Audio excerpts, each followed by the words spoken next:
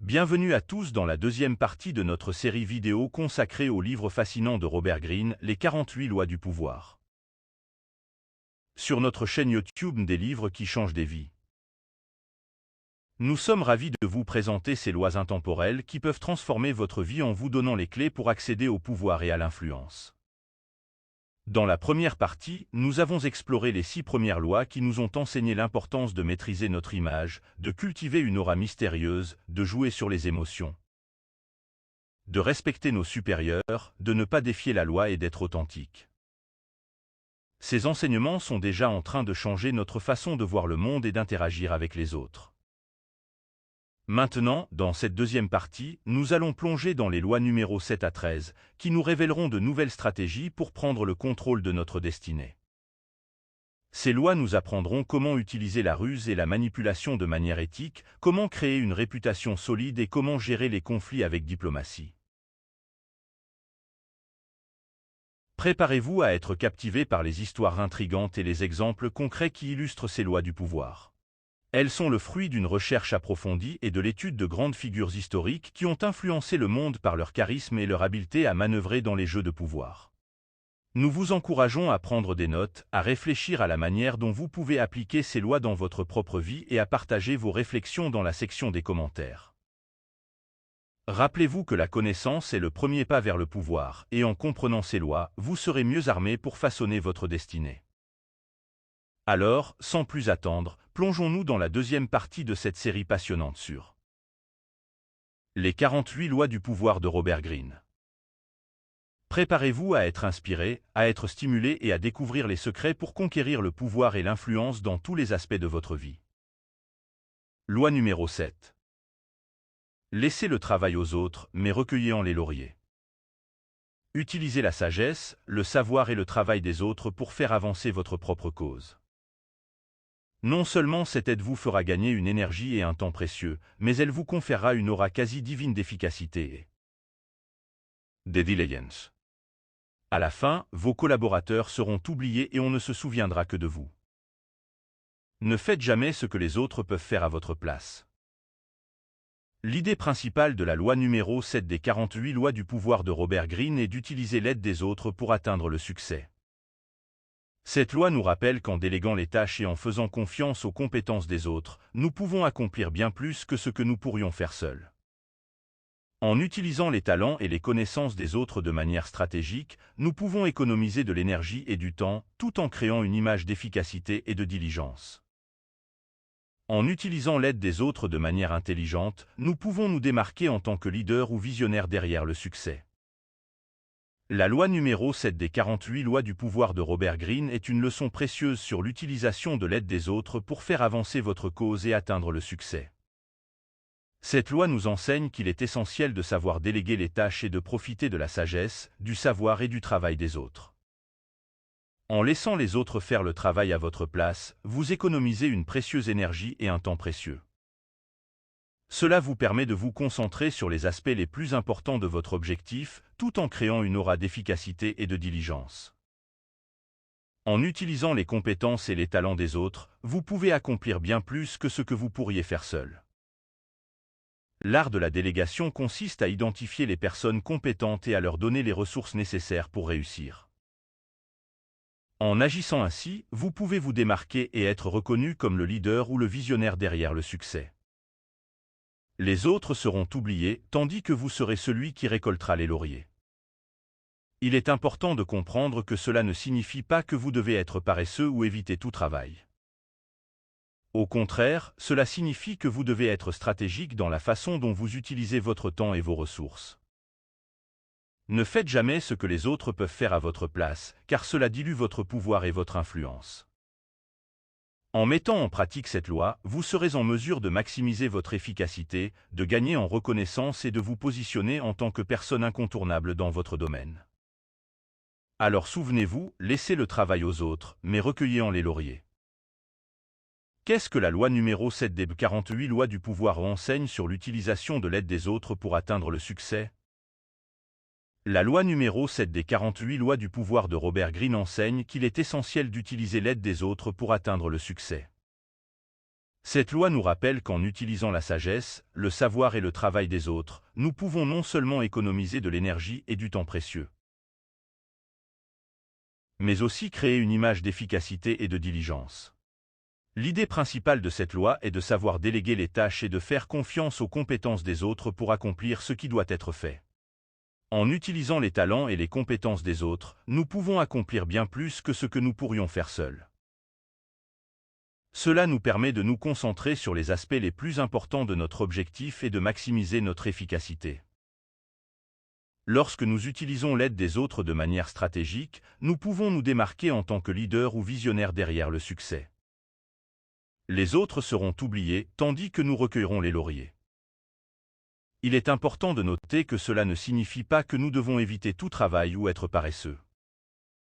Au contraire, cela signifie que nous devons être intelligents dans la façon dont nous utilisons notre temps et nos ressources.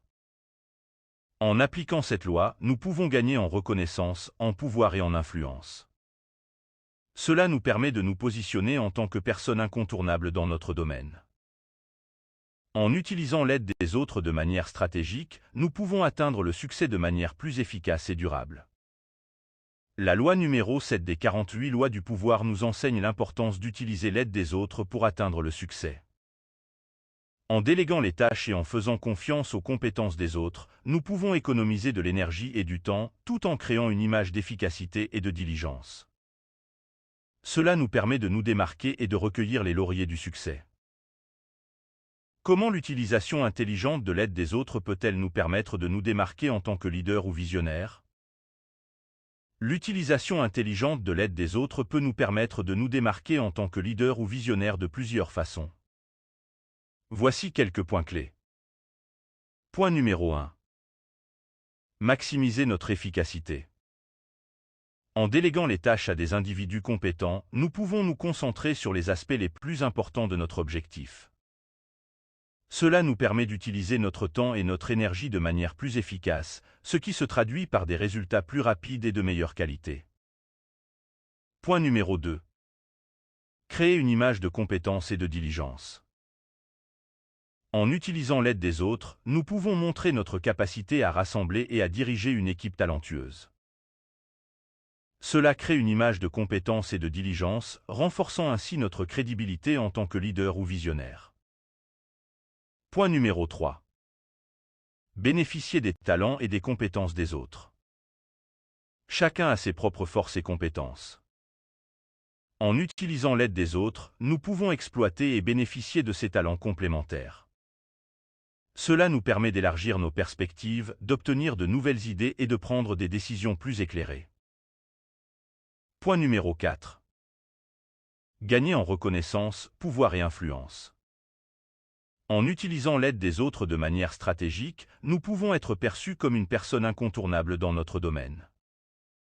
Nous gagnons en reconnaissance pour notre capacité à rassembler et à diriger une équipe performante, ce qui renforce notre pouvoir et notre influence. Point numéro 5. Se concentrer sur notre vision à long terme. En utilisant l'aide des autres, nous pouvons nous libérer des tâches quotidiennes et nous concentrer sur notre vision à long terme. Cela nous permet de rester alignés sur nos objectifs les plus importants et de prendre des décisions stratégiques pour atteindre le succès à long terme. En résumé, en utilisant l'aide des autres de manière intelligente, nous pouvons nous démarquer en tant que leader ou visionnaire en maximisant notre efficacité. En créant une image de compétence et de diligence, en bénéficiant des talents des autres, en gagnant en reconnaissance, pouvoir et influence, et en nous concentrant sur notre vision à long terme. Quels sont les avantages de déléguer les tâches à des individus compétents? Déléguer les tâches à des individus compétents présente plusieurs avantages importants. Avantage numéro 1. Gain de temps et d'énergie. En déléguant les tâches à des personnes compétentes, vous pouvez vous libérer du temps et de l'énergie pour vous concentrer sur les aspects les plus importants de votre rôle. Cela vous permet d'être plus productif et de réaliser davantage en moins de temps. Avantage numéro 2. Expertise specialized. Chaque individu a ses propres compétences et connaissances spécialisées. En déléguant les tâches à des personnes compétentes, vous pouvez bénéficier de leur expertise dans des domaines spécifiques. Cela vous permet d'obtenir des résultats de meilleure qualité et d'obtenir des idées nouvelles et novatrices. Avantage numéro 3. Augmentation de l'efficacité. Lorsque vous déléguez des tâches à des personnes compétentes, vous pouvez vous appuyer sur leur efficacité et leurs compétences pour mener à bien ces tâches. Cela permet d'accomplir les tâches plus rapidement et plus efficacement, ce qui est bénéfique pour l'ensemble de l'organisation. Avantage numéro 4. Développement des compétences. En déléguant des tâches à des individus compétents, vous leur donnez l'opportunité de développer leurs compétences et leur expertise. Cela favorise leur croissance professionnelle et leur motivation, ce qui peut également conduire à une meilleure performance globale de l'équipe. Avantage numéro 5.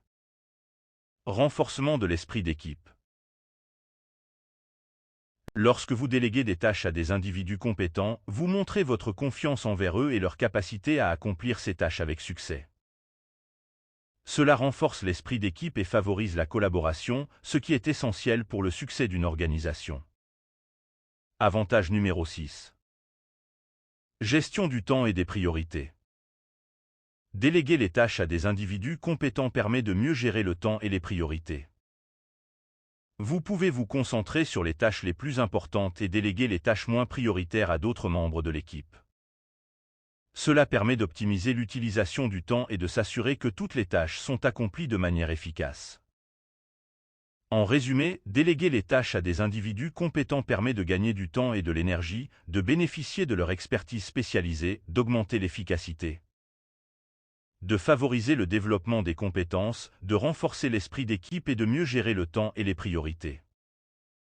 Ces avantages contribuent à une meilleure performance globale et à la réussite de l'organisation. Comment la délégation des tâches à des individus compétents renforce-t-elle l'esprit d'équipe? La délégation des tâches à des individus compétents renforce l'esprit d'équipe de plusieurs manières. Premièrement, confiance et reconnaissance. Lorsque vous déléguez une tâche à un individu compétent, vous lui témoignez votre confiance en ses capacités. Cela renforce sa confiance en lui-même et sa motivation à accomplir la tâche avec succès. En reconnaissant les compétences de chaque membre de l'équipe, vous créez un environnement de travail positif qui favorise l'estime de soi et renforce l'esprit d'équipe. Document. Collaboration et communication. La délégation des tâches nécessite une communication claire et efficace entre le délégant et le délégué. Cela encourage la collaboration et la communication au sein de l'équipe. Les membres de l'équipe doivent travailler ensemble pour définir les objectifs, clarifier les attentes et partager les informations pertinentes. Cette collaboration renforce les liens entre les membres de l'équipe et favorise un esprit d'équipe solide. Troisièmement, développement des compétences. Lorsque vous déléguez des tâches à des individus compétents, vous leur donnez l'opportunité de développer leurs compétences et leur expertise. Cela favorise leur croissance professionnelle et leur motivation. Les membres de l'équipe se sentent valorisés et encouragés à se développer, ce qui renforce leur engagement envers l'équipe et favorise l'esprit d'équipe. Quatrièmement, responsabilisation et autonomie. La délégation des tâches encourage les membres de l'équipe à prendre des responsabilités et à faire preuve d'autonomie. En leur donnant la possibilité de prendre des décisions et de gérer leurs propres tâches, vous les aidez à se sentir valorisés et impliqués dans le processus de travail. Cela renforce leur engagement envers l'équipe et favorise l'esprit d'équipe. Résolution de problèmes et prise de décision. La délégation des tâches à des individus compétents encourage les membres de l'équipe à résoudre des problèmes et à prendre des décisions de manière autonome. Cela favorise la créativité et l'innovation au sein de l'équipe. Les membres de l'équipe se sentent impliqués et responsables de la réussite collective, ce qui renforce l'esprit d'équipe. En résumé, la délégation des tâches à des individus compétents renforce l'esprit d'équipe en favorisant la confiance, la reconnaissance, la collaboration, la communication, le développement des compétences, la responsabilisation, l'autonomie, la résolution de problèmes et la prise de décision. Ces éléments renforcent les liens entre les membres de l'équipe et favorisent un environnement de travail positif et productif. 2. Quels sont les avantages de la délégation des tâches en termes de collaboration et de communication au sein de l'équipe? La délégation des tâches présente plusieurs avantages en termes de collaboration et de communication au sein de l'équipe. 1. Clarification des attentes. Lorsque vous déléguez une tâche à un membre de l'équipe, vous devez communiquer clairement les attentes liées à cette tâche. Cela implique de définir les objectifs, les délais, les ressources nécessaires et les résultats attendus. Cette clarification des attentes facilite la compréhension mutuelle et prévient les malentendus, ce qui contribue à une meilleure collaboration. 2. Partage des informations pertinentes. La délégation des tâches nécessite de partager les informations pertinentes avec le membre de l'équipe chargé de la tâche. Cela peut inclure des informations sur les clients, les projets en cours, les ressources disponibles, etc. Le partage d'informations favorise une compréhension commune et permet aux membres de l'équipe de prendre des décisions éclairées et de réaliser la tâche de manière plus efficace. 3. Encouragement de la communication bidirectionnelle. La délégation des tâches encourage la communication bidirectionnelle entre le délégant et le membre de l'équipe chargé de la tâche. Le membre de l'équipe peut poser des questions, demander des éclaircissements ou partager des idées et des suggestions. Cette communication ouverte et transparente favorise une meilleure compréhension mutuelle et permet d'ajuster les attentes et les plans si nécessaire. 4. Collaboration et partage des responsabilités. La délégation des tâches encourage la collaboration entre les membres de l'équipe. En déléguant des tâches spécifiques, vous encouragez les membres de l'équipe à travailler ensemble pour atteindre les objectifs communs. Cela favorise le partage des responsabilités, la coordination des efforts et la complémentarité des compétences, ce qui renforce l'esprit d'équipe et améliore la productivité globale. 5. Renforcement de la confiance et de l'estime mutuelle. La délégation des tâches témoigne de la confiance que vous accordez aux membres de l'équipe en leur donnant des responsabilités et en comptant sur leurs compétences. Cela renforce la confiance mutuelle au sein de l'équipe et favorise une meilleure collaboration. Les membres de l'équipe se sentent valorisés et encouragés, ce qui renforce leur estime de soi et leur engagement envers l'équipe. La délégation des tâches facilite la collaboration et la communication au sein de l'équipe en clarifiant les attentes, en partageant les informations pertinentes, en encourageant la communication bidirectionnelle, en favorisant la collaboration et le partage des responsabilités, ainsi qu'en renforçant la confiance et l'estime mutuelle. Ces avantages contribuent à une meilleure efficacité et à une meilleure performance de l'équipe dans son ensemble. Loi numéro 8. Obligez l'adversaire à se battre sur votre propre terrain. Quand on force une personne à agir, on est maître de la situation. Il vaut toujours mieux amener un adversaire à soi en le faisant abandonner ses propres plans. Appâtez-le avec des gains fabuleux, puis passez à l'attaque. Vous aurez ainsi les cartes en main. L'objectif de la loi numéro 8 des 48 lois du pouvoir selon Robert Greene est d'amener un adversaire à se battre sur votre propre terrain. L'idée principale est de prendre le contrôle de la situation en forçant votre adversaire à abandonner ses propres plans et à se conformer à vos conditions. En utilisant des tactiques telles que l'appâtage avec des gains fabuleux et le passage à l'attaque, l'objectif est de créer un avantage et de dicter le déroulement des événements. En amenant votre adversaire à agir selon vos propres termes, vous augmentez vos chances de succès et diminuez celles de votre adversaire. L'objectif de cette loi est de maximiser votre pouvoir et votre influence dans une situation compétitive ou conflictuelle. En contrôlant la situation, vous êtes en mesure de façonner les résultats et de réaliser vos objectifs. Cependant, il est important de noter que l'objectif de cette loi doit être évalué en fonction des valeurs éthiques personnelles. Il est crucial de trouver un équilibre entre l'utilisation de ces stratégies et le respect des autres, afin d'éviter de causer des dommages ou de porter atteinte aux relations. L'objectif de la loi numéro 8 des 48 lois du pouvoir est d'amener un adversaire à se battre sur votre propre terrain, afin de prendre le contrôle de la situation et de maximiser votre pouvoir et votre influence. Cependant, il est important d'appliquer cette loi avec prudence et de considérer les implications éthiques. La loi numéro 8 des 48 lois du pouvoir de Robert Greene, intitulée « Obliger l'adversaire à se battre sur votre propre terrain », met en avant la stratégie consistant à amener un adversaire à agir selon vos propres termes. Cette loi suggère que lorsque vous forcez quelqu'un à agir, vous prenez le contrôle de la situation. L'idée principale de cette loi est d'amener votre adversaire à abandonner ses propres plans et à se retrouver dans une position où vous avez l'avantage. Pour y parvenir, vous pouvez utiliser différentes tactiques, notamment 1. Appâter avec des gains fabuleux. Attirez votre adversaire en lui offrant des avantages attrayants qui l'inciteront à se rallier à votre cause. Ces gains peuvent être matériaux, sociaux, émotionnels, etc. L'objectif est de susciter son intérêt et de créer une motivation pour qu'il accepte de se battre selon vos conditions. 2. Passer à l'attaque. Une fois que vous avez attiré votre adversaire sur votre propre terrain, vous pouvez alors passer à l'offensive. Utilisez cette opportunité pour exploiter vos avantages et mettre en œuvre votre stratégie. Vous serez ainsi en position de contrôle et aurez les cartes en main pour dicter le déroulement des événements. Cette loi met en évidence l'importance de la manipulation stratégique et de la maîtrise des situations. Elle souligne la nécessité de savoir influencer les actions des autres pour atteindre vos objectifs. Cependant, il est important de noter que l'application de cette loi doit être utilisée avec prudence et éthique. La manipulation excessive peut entraîner des conséquences négatives sur les relations et la confiance.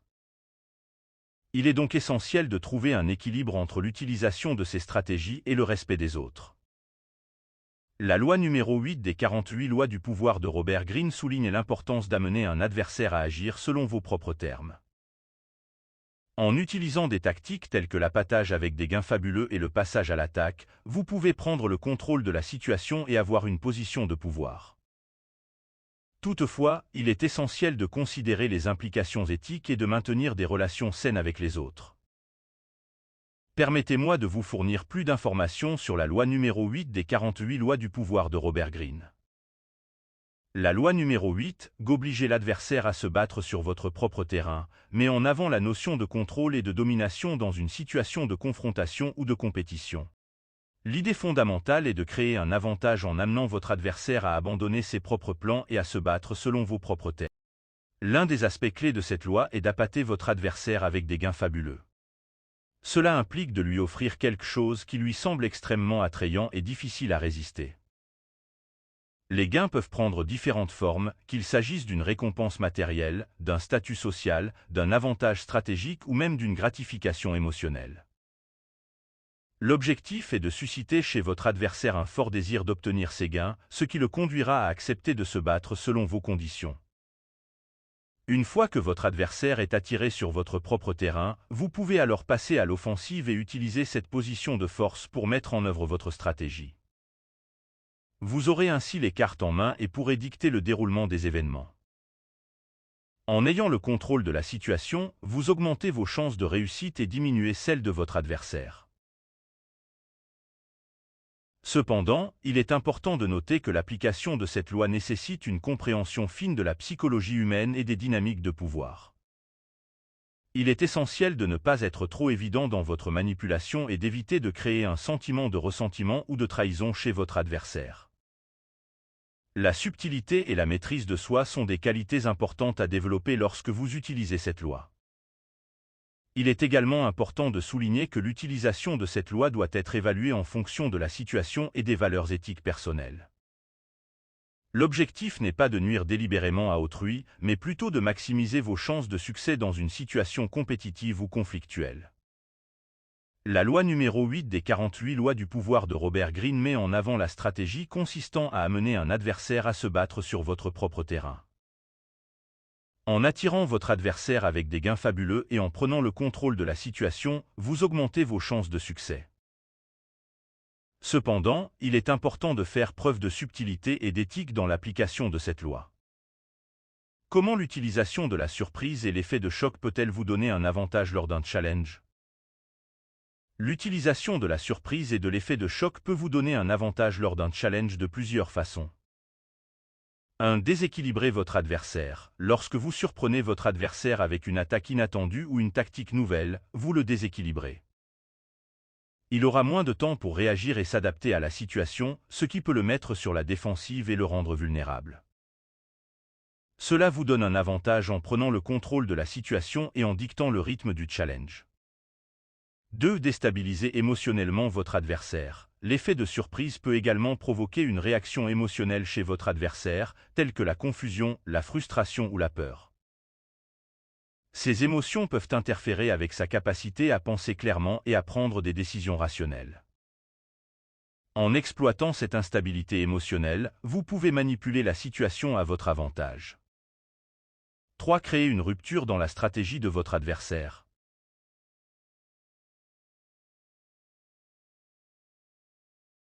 Lorsque vous utilisez la surprise et l'effet de choc, vous pouvez perturber la stratégie de votre adversaire en le forçant à réévaluer ses plans et à s'adapter à une nouvelle réalité. Cela peut le mettre dans une position défensive et l'empêcher d'exécuter efficacement ses propres stratégies. Pendant ce temps, vous pouvez exploiter cette rupture pour renforcer votre position et prendre le contrôle du challenge. 4. Gagner un avantage psychologique. Lorsque vous surprenez votre adversaire, vous gagnez également un avantage psychologique. Votre adversaire peut commencer à douter de ses propres capacités, à remettre en question sa stratégie ou à se sentir dépassé par la situation.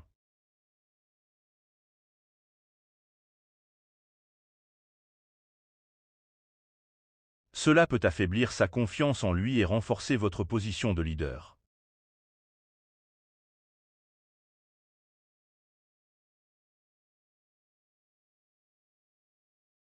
En capitalisant sur cet avantage psychologique, vous pouvez influencer l'attitude et le comportement de votre adversaire.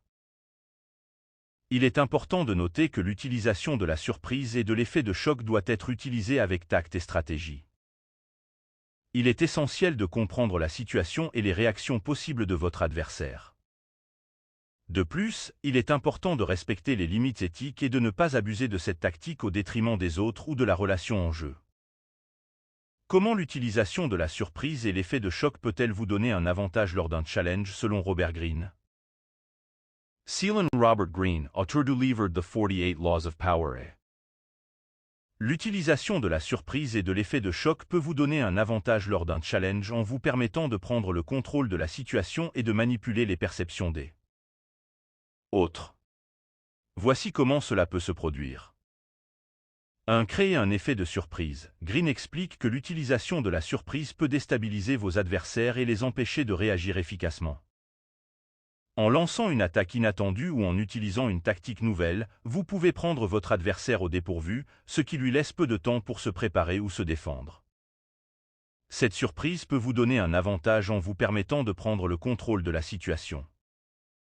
2. Manipuler les perceptions. Greene souligne l'importance de contrôler les perceptions des autres. En utilisant l'effet de choc, vous pouvez manipuler la façon dont les autres vous perçoivent et perçoivent la situation. Par exemple, en lançant une attaque audacieuse ou en utilisant une tactique inattendue, vous pouvez créer une impression de puissance, de confiance ou de supériorité. Cela peut influencer les autres à vous voir comme un leader ou à douter de leurs propres capacités, ce qui vous donne un avantage psychologique. 3. Créer une image de maîtrise. L'utilisation de la surprise et de l'effet de choc peut également vous aider à créer une image de maîtrise et de contrôle. En montrant que vous avez la capacité de prendre des décisions audacieuses et de sortir des sentiers battus, vous pouvez inspirer confiance et respect. Cela peut vous aider à gagner l'adhésion des autres ou à les amener à vous voir comme un leader légitime. Il est important de noter que les conseils de Robert Greene doivent être utilisés avec prudence et dans le respect des limites éthiques. L'utilisation de la surprise et de l'effet de choc ne doit pas conduire à des manipulations malveillantes ou à des actions préjudiciables. L'objectif est de trouver des moyens créatifs de prendre l'avantage dans un challenge, tout en respectant les valeurs éthiques et en maintenant des relations saines avec les autres. Loi numéro 9. Remportez la victoire par vos actes et non par vos discours. Le triomphe momentané obtenu en haussant le ton n'est qu'une victoire à la Pyrrhu. Le ressentiment, la rancœur que l'on suscite sont plus forts et plus durables que la docilité forcée de votre interlocuteur. Votre pouvoir sera bien plus grand si vous arrivez à obtenir son accord par vos seules actions, sans dire un mot. Ne prêchez pas, montrez l'exemple. La loi 9 des 48 lois du pouvoir de Robert Greene met l'accent sur l'importance de remporter la victoire par vos actes plutôt que par vos discours. Voici un résumé de cette loi. l'usage excessif de la parole pour convaincre ou manipuler les autres peut être contre-productif. Plutôt que de chercher à persuader les autres par des mots, il est souvent plus efficace de démontrer votre pouvoir et votre influence par vos actions. En utilisant vos actions pour obtenir ce que vous voulez, vous évitez de susciter le ressentiment et la rancune chez les autres. Les paroles peuvent être oubliées, mais les actions laissent une impression durable. En montrant l'exemple, vous gagnez le respect et l'admiration des autres, ce qui vous confère un pouvoir bien plus grand.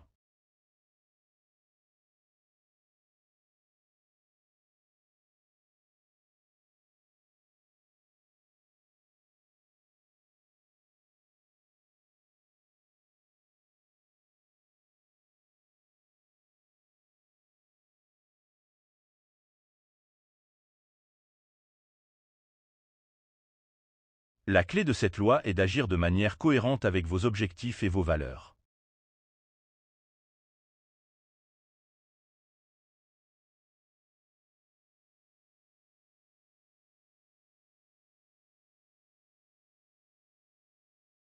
Vos actions doivent être alignées avec ce que vous souhaitez accomplir, et elles doivent être perçues comme sincères et authentiques.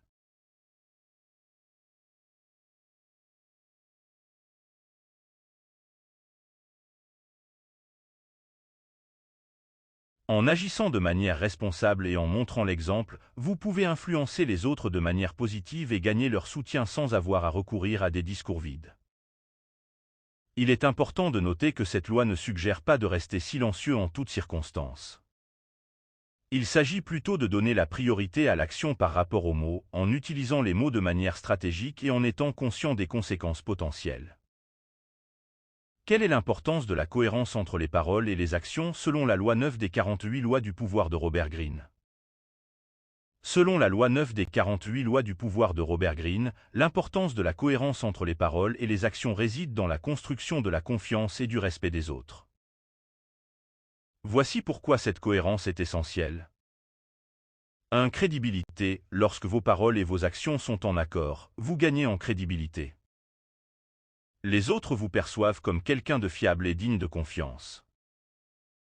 Cela signifie que lorsque vous faites une promesse ou exprimez une intention, les gens sont plus enclins à vous croire et à vous suivre, car ils savent que vous agirez en conséquence. 2. Authenticité. La cohérence entre les paroles et les actions reflète votre authenticité. Les gens sont naturellement attirés par ceux qui sont sincères et transparents. En agissant de manière cohérente avec ce que vous dites, vous montrez aux autres que vous êtes réellement engagé dans ce que vous prêchez. Cela renforce votre pouvoir d'influence et votre capacité à inspirer les autres. 3. Évitez la méfiance. Lorsqu'il y a un écart entre les paroles et les actions, cela crée de la méfiance et de la confusion chez les autres. Les gens peuvent se demander si vous avez des intentions cachées ou si vous êtes réellement engagé dans ce que vous dites. La méfiance peut être préjudiciable à votre pouvoir et à votre influence, car les autres peuvent hésiter à vous suivre ou à vous soutenir. 4. Consistance. La cohérence entre les paroles et les actions crée une image cohérente de qui vous êtes en tant que personne. Cela vous permet de vous positionner de manière claire et constante dans l'esprit des autres. La consistance renforce votre réputation et votre pouvoir d'attraction, car les gens savent à quoi s'attendre de votre part. En résumé, la cohérence entre les paroles et les actions est essentielle pour établir la confiance, l'authenticité et la crédibilité. En agissant de manière cohérente avec ce que vous dites, vous renforcez votre pouvoir et votre influence, et vous inspirez les autres à vous suivre. Qu'est-ce qui renforce la crédibilité d'une personne selon la loi 9 des 48 lois du pouvoir de Robert Greene? Selon la loi 9 des 48 lois du pouvoir de Robert Greene, la crédibilité d'une personne est renforcée par la cohérence entre ses paroles et ses actions. Voici quelques éléments qui contribuent à renforcer la crédibilité. 1. Fiabilité. Lorsque vous tenez vos promesses et que vous agissez conformément à vos paroles, vous démontrez une fiabilité qui inspire la confiance des autres. Les gens ont tendance à se tourner vers ceux qui sont fiables et qui honorent leurs engagements. 2. Cohérence. La cohérence entre les paroles et les actions crée une image de personne intègre et digne de confiance. Lorsque vous agissez de manière constante et prévisible, les autres peuvent prédire votre comportement et vous accorder leur confiance. 3. Transparence. Être transparent dans ses actions renforce la crédibilité.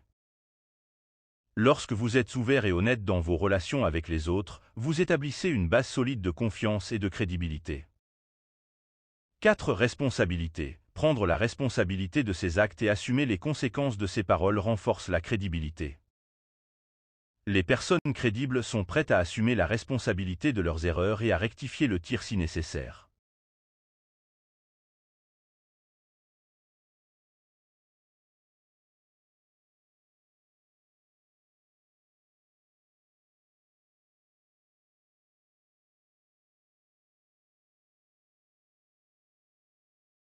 « 5. Alignement des valeurs. Lorsque vos actions reflètent vos valeurs et vos convictions, vous renforcez votre crédibilité.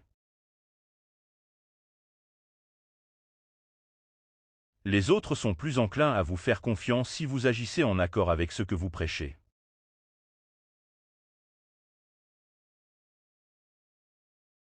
6. Preuves tangibles. Fournir des preuves tangibles de vos réalisations ou de vos compétences renforce également votre crédibilité. Les réalisations concrètes et vérifiables sont des éléments puissants pour convaincre les autres de votre crédibilité. En résumé, la crédibilité d'une personne est renforcée lorsque ses paroles sont soutenues par des actions cohérentes, fiables et transparentes. En agissant de manière responsable, en respectant ses engagements et en étant ouvert avec les autres, on peut gagner la confiance et la crédibilité nécessaires pour exercer un pouvoir et une influence significative. Comment peut-on gagner la confiance et la crédibilité nécessaires pour exercer un pouvoir et une influence significative? Pour gagner la confiance et la crédibilité nécessaires pour exercer un pouvoir et une influence significatifs, voici quelques conseils basés sur la loi 9 des 48 lois du pouvoir de Robert Greene. 1. Agissez avec intégrité. Soyez honnête et transparent dans vos actions. Évitez les comportements trompeurs ou manipulatifs qui pourraient compromettre votre crédibilité. 2. Tenez vos promesses, respectez vos engagements et soyez fiables dans vos actions. Les autres seront plus enclins à vous faire confiance si vous tenez vos promesses et si vous respectez vos engagements. 3. Soyez cohérents, assurez-vous que vos paroles et vos actions sont en accord. Évitez les contradictions ou les comportements imprévisibles qui pourraient semer le doute dans l'esprit des autres. 4. Montrez l'exemple, incarnez les valeurs et les comportements que vous souhaitez voir chez les autres. Soyez un modèle de comportement positif et inspirez les autres à vous suivre. 5. Écoutez les autres. Soyez attentifs aux besoins et aux préoccupations des autres. Écoutez activement et prenez en compte les perspectives des autres. Cela montre que vous vous souciez des autres et renforce votre crédibilité. 6. Soyez compétent. Développez vos compétences et votre expertise dans votre domaine d'activité. Une connaissance approfondie et une maîtrise de votre domaine renforceront votre crédibilité. 7. Admettez vos erreurs. Soyez prêt à reconnaître vos erreurs et à en assumer la responsabilité. Cela montre que vous êtes humain et que vous êtes prêt à apprendre et à grandir. 8. Faites preuve d'empathie. Montrez de l'empathie envers les autres et faites preuve de compassion. Soyez attentifs aux besoins et aux émotions des autres et cherchez à les comprendre et à les soutenir. 9. Bâtissez des relations de confiance. Investissez du temps et des efforts pour établir des relations solides et de confiance avec les autres. Cultivez des relations basées sur le respect, la transparence et la coopération. 10. Soyez authentique.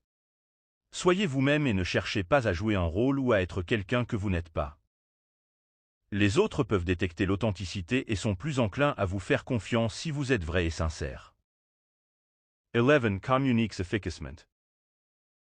La communication est essentielle pour établir la confiance et la crédibilité. Assurez-vous de communiquer clairement, de manière ouverte et respectueuse. Écoutez activement les autres et répondez à leurs préoccupations de manière appropriée. 12. Respectez la confidentialité. Si les autres vous confient des informations confidentielles, assurez-vous de les traiter avec respect et de ne pas les divulguer à d'autres sans autorisation. La confidentialité renforce la confiance et la crédibilité. 13. Soyez ouverts au feedback. Acceptez les critiques constructives et utilisez-les comme une occasion d'apprentissage et d'amélioration. Montrez que vous êtes prêt à remettre en question vos propres idées et comportements. 14. Soyez patient. Gagner la confiance et la crédibilité prend du temps. Ne vous attendez pas à ce que cela se produise du jour au lendemain.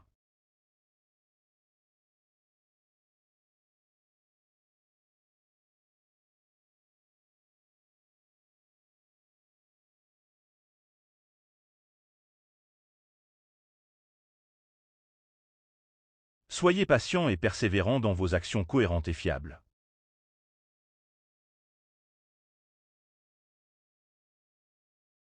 15. Évitez la manipulation. Évitez de manipuler ou de tromper les autres pour gagner leur confiance.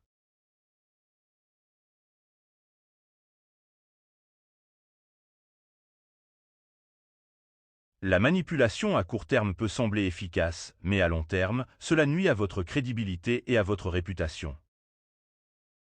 16. Tenez compte des valeurs et des besoins des autres. Comprenez les valeurs et les besoins des personnes avec lesquelles vous interagissez. Montrez que vous respectez leurs perspectives et leurs intérêts et adaptez votre approche en conséquence. 17. Soyez empathique. Faites preuve d'empathie envers les autres en vous mettant à leur place et en reconnaissant leurs émotions et leurs expériences. Cela vous permettra de mieux comprendre leurs besoins et de renforcer les liens de confiance. 18. Développez votre intelligence émotionnelle. L'intelligence émotionnelle est la capacité de comprendre et de gérer vos propres émotions ainsi que celles des autres. En développant cette compétence, vous serez mieux capable de créer des relations de confiance et de crédibilité. 19. Soyez cohérent dans les moments difficiles. Votre crédibilité est mise à l'épreuve lorsque vous faites face à des défis ou à des difficultés. Restez cohérent dans vos actions et vos valeurs, même lorsque les choses deviennent difficiles. 20. Apprenez de vos erreurs. Si vous commettez une erreur qui affecte votre crédibilité, prenez en note et apprenez-en. Utilisez ces expériences comme une occasion de grandir et d'améliorer votre comportement à l'avenir. Vous pouvez progressivement gagner la confiance et la crédibilité nécessaires pour exercer un pouvoir et une influence significatifs. Cependant, il est important de noter que la confiance et la crédibilité doivent être gagnées sur le long terme et demandent un effort constant pour les maintenir. En mettant en pratique ces conseils, vous serez en mesure de gagner la confiance et la crédibilité nécessaires pour exercer un pouvoir et une influence significative. Rappelez-vous que cela demande du temps, de la patience et un engagement constant envers des valeurs telles que l'intégrité, la transparence et le respect des autres. Les 48 lois de pouvoir de Robert Greene. Loi numéro 10. Fuyez la contagion de la malchance et du malheur. On peut mourir du malheur d'autrui, les états d'âme sont contagieux. En voulant aider celui qui se noie, vous courez seulement à votre perte. Les malchanceux attirent l'adversité, sur eux-mêmes et aussi, peut-être, sur vous. Préférez la compagnie de ceux à qui tout réussit. La loi numéro 10 des 48 lois du pouvoir de Robert Greene est fuyez la contagion de la malchance et du malheur. Cette loi souligne l'importance de choisir soigneusement les personnes avec lesquelles vous vous entourez, car les sentiments et les états d'esprit peuvent être contagieux. Selon cette loi, les personnes malchanceuses ou malheureuses ont tendance à attirer l'adversité dans leur vie, et si vous vous impliquez trop avec elles, vous risquez d'être entraîné dans leur malheur. Par conséquent, il est préférable d'éviter de s'associer étroitement avec des personnes qui connaissent régulièrement des revers et des problèmes. Au lieu de cela, la loi suggère de préférer la compagnie de ceux à qui tout réussit. Entourer de personnes prospères et positives peut avoir un impact positif sur votre propre vie et vous aider à atteindre vos propres objectifs. Ces personnes peuvent vous inspirer, vous enseigner et vous encourager à viser plus haut. Il est important de noter que cette loi ne recommande pas d'ignorer ou de négliger complètement les personnes malheureuses ou malchanceuses. Il s'agit plutôt d'établir une distance appropriée afin de ne pas être entraîné dans leur spirale négative. Cependant, il convient de noter que l'application de cette loi doit être équilibrée avec d'autres valeurs telles que l'empathie, la compassion et le soutien aux autres. Il est important de trouver un équilibre entre prendre soin de soi-même et être là pour les autres dans le besoin. En résumé, la loi numéro 10 des 48 lois du pouvoir de Robert Greene met en garde contre la contagion de la malchance et du malheur en recommandant d'éviter de s'associer étroitement avec des personnes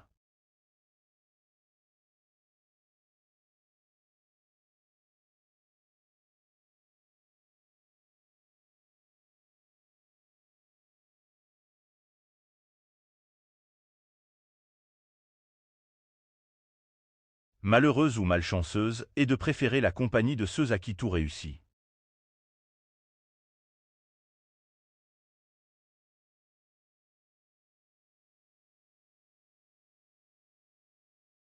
Permettez-moi de vous donner plus de détails sur la loi numéro 10 des 48 lois du pouvoir de Robert Greene.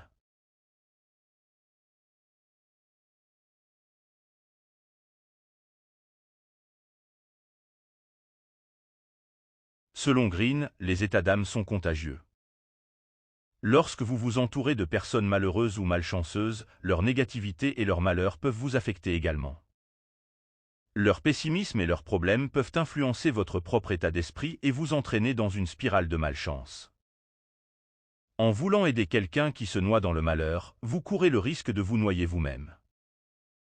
Les malchanceux attirent souvent l'adversité dans leur vie, et si vous vous impliquez trop avec eux, vous pourriez être entraîné dans leurs problèmes et en subir les conséquences. Cela peut nuire à votre propre succès et à votre bien-être. La loi numéro 10 recommande donc de préférer la compagnie de ceux à qui tout réussit. Entouré de personnes prospères et positives peut avoir un impact positif sur votre propre vie. Leur succès et leur attitude positive peuvent vous inspirer, vous encourager et vous motiver à atteindre vos propres objectifs. Ils peuvent également vous offrir des opportunités de croissance et d'apprentissage. Cependant, cela ne signifie pas que vous devez ignorer complètement les personnes malheureuses ou malchanceuses. Il est important d'être empathique et de montrer de la compassion envers ceux qui sont dans le besoin. Cependant, il est essentiel de trouver un équilibre et de maintenir une distance appropriée pour ne pas être entraîné dans leur malheur. L'application de cette loi peut être délicate, car il est important de rester humain et de soutenir les autres dans le besoin. Il est également essentiel de prendre soin de vous-même et de protéger votre propre bonheur et succès. Trouver un équilibre entre aider les autres et préserver votre propre bien-être est la clé. En résumé, la loi numéro 10 des 48 lois du pouvoir de Robert Greene met en garde contre la contagion de la malchance et du malheur en recommandant d'éviter de s'associer étroitement avec des personnes malheureuses ou malchanceuses et de préférer la compagnie de ceux à qui tout réussit. Cependant, il est important de rester empathique et de trouver un équilibre entre aider les autres et préserver votre propre bien-être. Quelles sont les conséquences de s'entourer de personnes malheureuses ou malchanceuses selon la loi numéro 10 des 48 lois du pouvoir de Robert Greene? Selon la loi numéro 10 des 48 lois du pouvoir de Robert Greene, s'entourer de personnes malheureuses ou malchanceuses peut avoir diverses conséquences négatives. Voici quelques-unes de ces conséquences. 1. Contagion de la malchance. Les personnes malchanceuses ont souvent tendance à attirer l'adversité dans leur vie.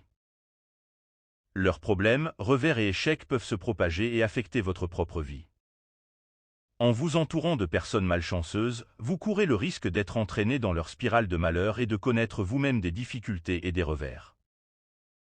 2. Influence negative. Les personnes malheureuses ont souvent une attitude négative et pessimiste envers la vie. Leur état d'esprit peut vous influencer et vous amener à adopter également une vision pessimiste des choses. Leur négativité peut vous empêcher de voir les opportunités et de progresser vers vos objectifs. 3. Drain d'énergie. Les personnes malheureuses ont souvent besoin de soutien et d'attention constante. Leur malheur peut être épuisant émotionnellement et physiquement, car vous vous retrouvez à consacrer une grande partie de votre temps et de votre énergie à les aider et à les soutenir. Cela peut vous empêcher de vous concentrer sur vos propres objectifs et aspirations. 4. Limitation des perspectives. Les personnes malheureuses ont souvent du mal à voir les possibilités et les solutions. Leur vision limitée peut vous empêcher d'explorer de nouvelles idées, de prendre des risques et de vous développer personnellement et professionnellement. Vous risquez de vous retrouver coincé dans une mentalité négative et de perdre des opportunités de croissance.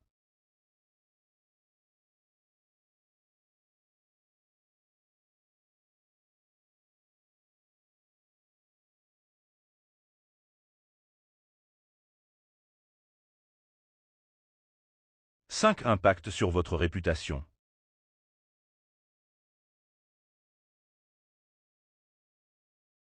Être associé à des personnes malheureuses ou malchanceuses peut également avoir un impact sur votre réputation.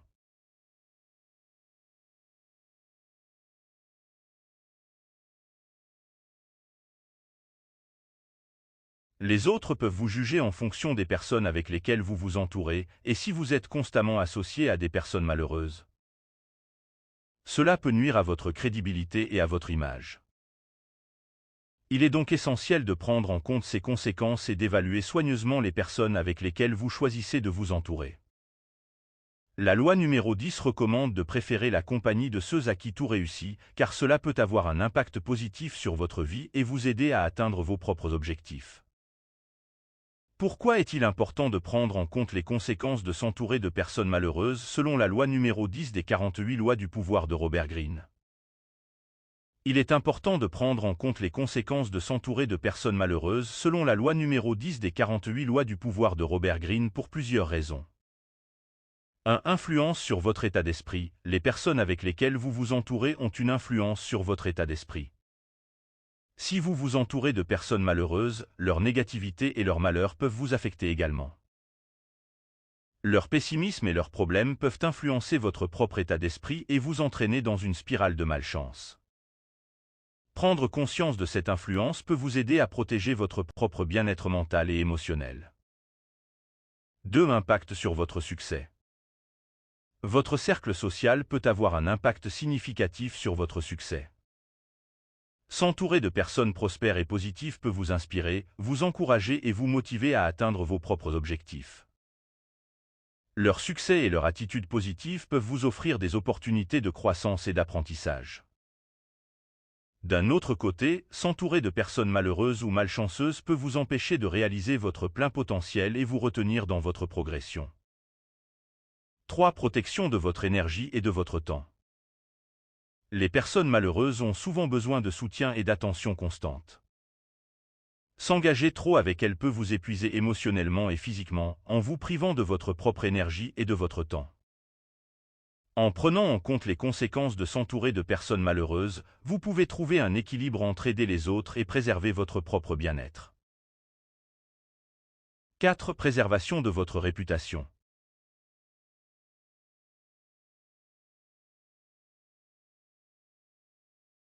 Être associé à des personnes malheureuses peut avoir un impact sur votre réputation.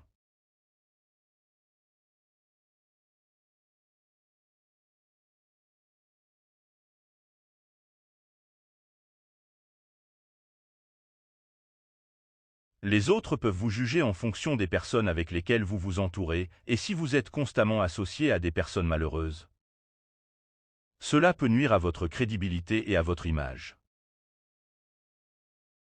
En tenant compte de ces conséquences, vous pouvez protéger votre réputation et préserver votre crédibilité.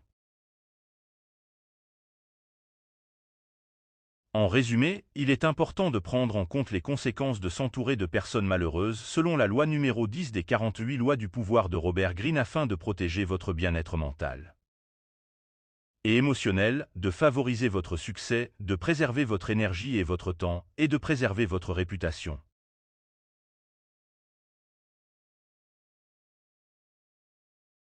En faisant preuve de discernement dans le choix de votre cercle social, vous pouvez créer un environnement positif et propice à votre épanouissement personnel et professionnel.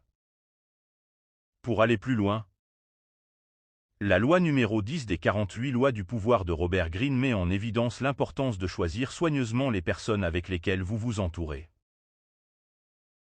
Selon cette loi, s'entourer de personnes malheureuses ou malchanceuses peut avoir des conséquences néfastes sur votre vie et votre parcours vers le pouvoir et le succès. L'un des principaux points à prendre en compte est l'influence que les personnes malheureuses peuvent avoir sur votre état d'esprit. Lorsque vous êtes entouré de personnes constamment négatives, pessimistes et malheureuses, il est facile d'adopter leur vision du monde. Leur état d'esprit peut se propager à vous, vous empêchant de voir les opportunités et les solutions et vous enfermant dans une mentalité limitante. Au contraire, s'entourer de personnes positives, prospères et optimistes peut vous inspirer, vous motiver et vous aider à développer une attitude mentale gagnante. En outre, s'entourer de personnes malheureuses peut également avoir un impact sur votre succès. Les personnes avec lesquelles vous vous associez peuvent influencer vos choix, vos décisions et vos actions. Si vous vous entourez de personnes qui connaissent l'échec et la malchance, cela peut vous entraîner dans une spirale similaire. Au contraire, s'entourer de personnes qui réussissent et qui ont une attitude positive peut vous offrir des opportunités de croissance, d'apprentissage et de succès. Un autre aspect à prendre en compte est l'impact sur votre énergie et votre temps. Les personnes malheureuses ont souvent besoin de soutien et d'attention constante. S'engager trop avec elles peut vous épuiser émotionnellement et physiquement, vous privant ainsi de votre propre énergie pour poursuivre vos objectifs. Il est important de trouver un équilibre entre aider les autres et préserver votre propre bien-être. Enfin, s'entourer de personnes malheureuses peut également affecter votre réputation. Les autres peuvent vous juger en fonction des personnes avec lesquelles vous vous associez. Si vous êtes constamment associé à des personnes malheureuses, cela peut nuire à votre crédibilité et à votre image. En tenant compte de ces conséquences, vous pouvez protéger votre réputation et préserver votre crédibilité. En conclusion, la loi numéro 10 souligne l'importance de choisir attentivement les personnes avec lesquelles vous vous entourez. S'entourer de personnes positives, prospères et optimistes peut vous aider à développer une mentalité gagnante, à favoriser votre succès et à préserver votre énergie et votre réputation. En faisant preuve de discernement dans le choix de votre cercle social, vous pouvez créer un environnement qui vous soutient dans votre parcours vers le pouvoir et le succès. Les 48 lois de pouvoir de Robert Greene. Loi numéro 11. Rendez-vous indispensable. Pour garder votre indépendance, vous devez faire en sorte que l'on ne puisse se passer de vous. Plus on compte sur vous, plus vous êtes libre. Tant que vous serez le garant du bonheur et de la prospérité des autres, vous n'aurez rien à craindre. Faites en sorte qu'ils n'en sachent jamais assez pour se débrouiller seuls. Quelle est la principale idée de la loi numéro 11 des 48 lois du pouvoir de Robert Greene? La principale idée de la loi numéro 11 des 48 lois du pouvoir de Robert Greene, intitulée Rendez-vous indispensable, est de devenir une personne dont les autres ne peuvent se passer. L'idée est que plus les autres dépendent de vous, plus vous avez de pouvoir et de liberté. En devenant irremplaçable dans un domaine spécifique, en créant une dépendance à votre égard et en offrant une valeur unique, vous renforcez votre position de pouvoir et d'influence.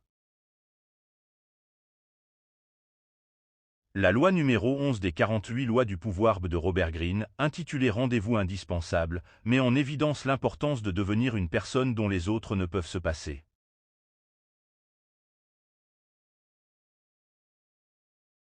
Selon cette loi, plus les autres dépendent de vous, plus vous êtes libre et en position de pouvoir.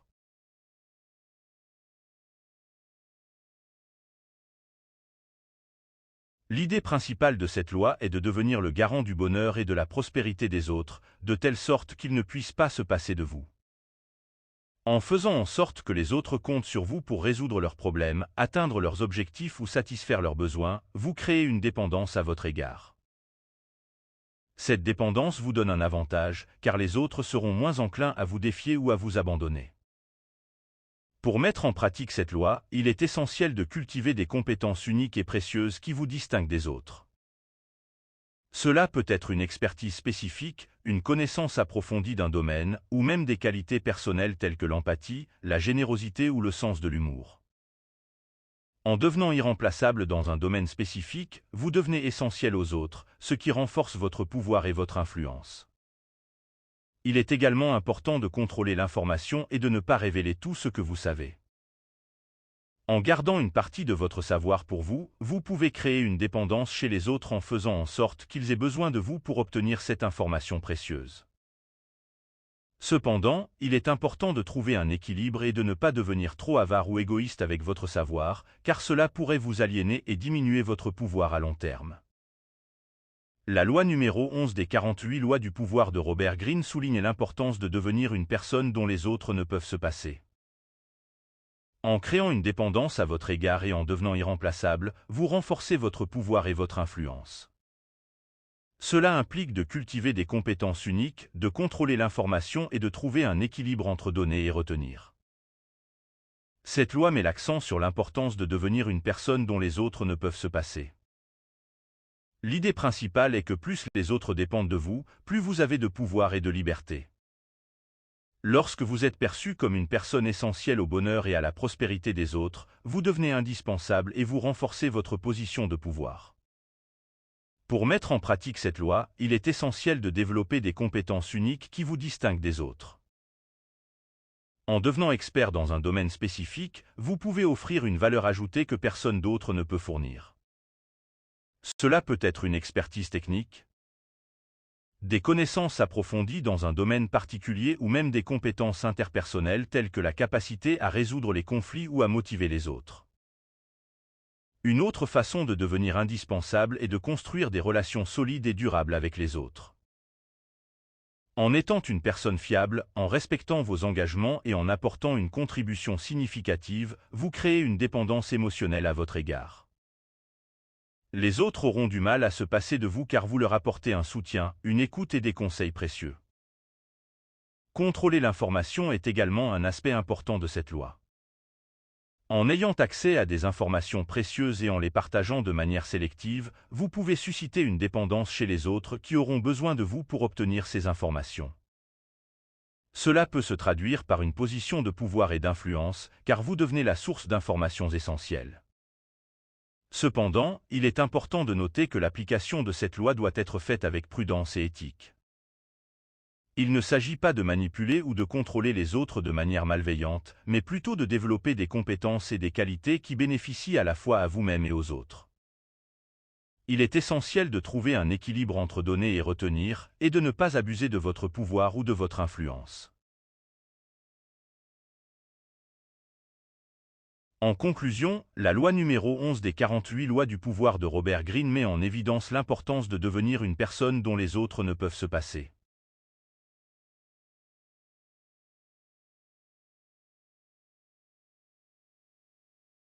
En développant des compétences uniques, en construisant des relations solides, en contrôlant l'information et en trouvant un équilibre éthique, vous pouvez renforcer votre pouvoir et votre influence. Cependant, il est important de toujours agir de manière responsable et respectueuse envers les autres. Comment renforcer votre position de pouvoir et d'influence en devenant irremplaçable dans un domaine spécifique selon la loi numéro 11 de Robert Greene? Selon la loi numéro 11 des 48 lois du pouvoir de Robert Greene, pour renforcer votre position de pouvoir et d'influence en devenant irremplaçable dans un domaine spécifique. Voici quelques stratégies que vous pouvez adopter.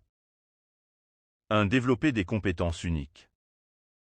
Il est essentiel de devenir expert dans un domaine spécifique afin de fournir une valeur ajoutée que personne d'autre ne peut offrir. Investissez du temps et des efforts pour acquérir des connaissances approfondies, des compétences techniques ou des aptitudes interpersonnelles qui vous démarquent des autres. 2. Construisez des relations solides. En étant une personne fiable, en respectant vos engagements et en apportant une contribution significative, vous créez une dépendance émotionnelle à votre égard. En développant des relations solides et durables avec les autres, vous devenez une personne indispensable à leur bonheur et à leur succès. 3. Contrôler l'information. En ayant accès à des informations précieuses et en les partageant de manière sélective, vous pouvez susciter une dépendance chez les autres qui auront besoin de vous pour obtenir ces informations. Cela vous confère une position de pouvoir et d'influence, car vous devenez la source d'informations essentielles. 4. Offrez un soutien et des conseils précieux. En étant une personne sur laquelle les autres peuvent compter pour obtenir un soutien, des conseils et des solutions, vous renforcez votre position irremplaçable. Soyez disponible pour aider les autres, résoudre les problèmes et offrir des solutions uniques qui répondent à leurs besoins. 5. Soyez proactif et anticipez les besoins. En anticipant les besoins et en prenant des initiatives pour résoudre les problèmes avant qu'ils ne se présentent, vous montrez votre valeur et votre efficacité. Lorsque les autres voient que vous êtes capable de prévoir et de répondre à leurs besoins, ils auront du mal à se passer de vous. Il est important de noter que l'application de cette loi doit être faite avec prudence et éthique. Il ne s'agit pas de manipuler ou de contrôler les autres de manière malveillante, mais plutôt de développer des compétences et des qualités qui bénéficient à la fois à vous-même et aux autres.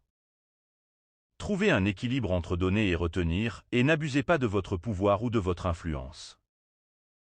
Quelle est l'importance d'être proactif et d'anticiper les besoins pour devenir irremplaçable selon la loi numéro 11 des 48 lois du pouvoir de Robert Greene? Selon la loi numéro 11 des 48 lois du pouvoir de Robert Greene, être proactif et anticiper les besoins est essentiel pour devenir irremplaçable. Voici pourquoi. 1. Montre votre valeur ajoutée.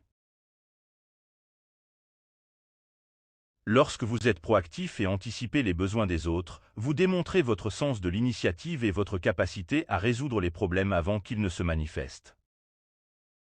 Cela montre que vous êtes attentif et soucieux du bien-être des autres, ce qui renforce votre valeur et votre importance. 2. Crée une dépendance. Lorsque les autres voient que vous êtes capable de prévoir leurs besoins et de prendre des mesures pour y répondre, ils développent une dépendance à votre égard. Ils auront du mal à se passer de vous, car vous êtes la personne qui leur facilite la vie et résout les problèmes avant qu'ils ne surviennent. 3. Renforce votre position de pouvoir. En étant la personne sur laquelle les autres peuvent compter pour anticiper les besoins et fournir des solutions, vous renforcez votre position de pouvoir et d'influence.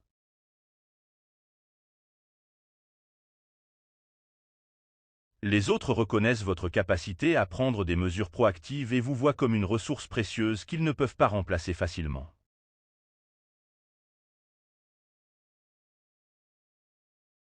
4. Favorise la confiance et la sécurité.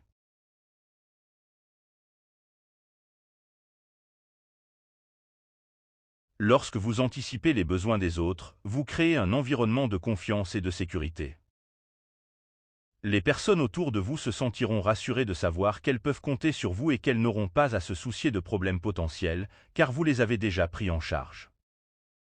5. Favorise le développement de relations solides. En étant proactif et en anticipant les besoins des autres, vous développez des relations solides et durables. Les personnes apprécient votre capacité à prévoir leurs besoins et à prendre des mesures pour les satisfaire, ce qui renforce votre lien avec elles et les incite à vous considérer comme irremplaçables. Cependant, il est important de noter que l'anticipation des besoins doit être faite de manière éthique et respectueuse. Il ne s'agit pas de manipuler les autres ou de profiter de leur dépendance, mais plutôt de faire preuve de prévenance et de compassion envers leurs besoins et leurs préoccupations. Quels sont les avantages de montrer de l'initiative et d'anticiper les besoins des autres selon la loi numéro 11 des 48 lois du pouvoir de Robert Greene?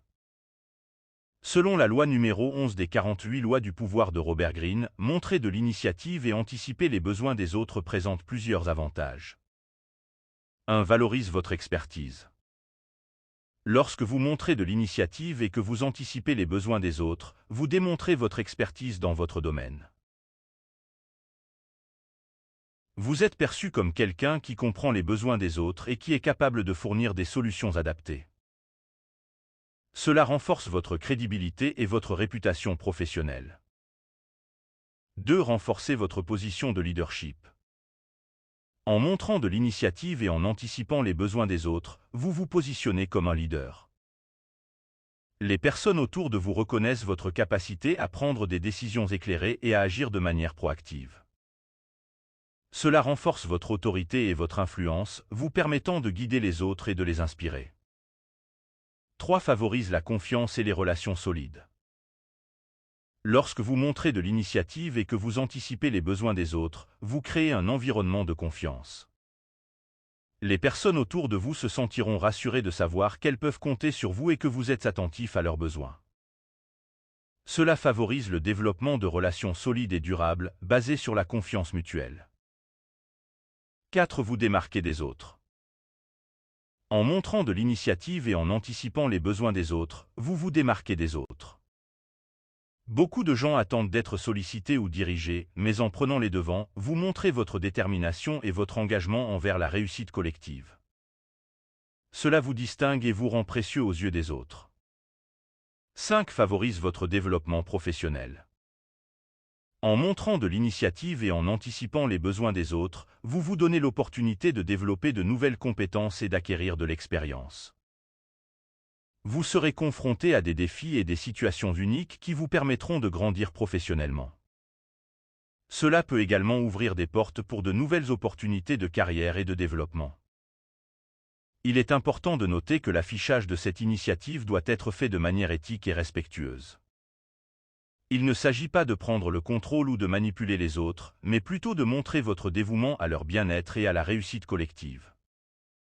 Voici quelques points supplémentaires pour approfondir les avantages de montrer de l'initiative et d'anticiper les besoins des autres. 6. Amélioration de la productivité. Lorsque vous anticipez les besoins des autres, vous pouvez prendre des mesures préventives pour éviter les problèmes potentiels.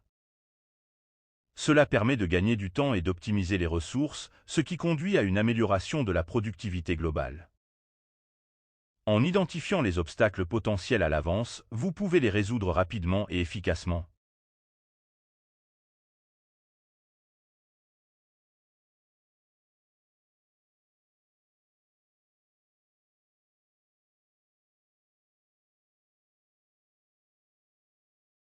Ce qui permet à chacun de se concentrer sur ses tâches et d'atteindre ses objectifs plus facilement.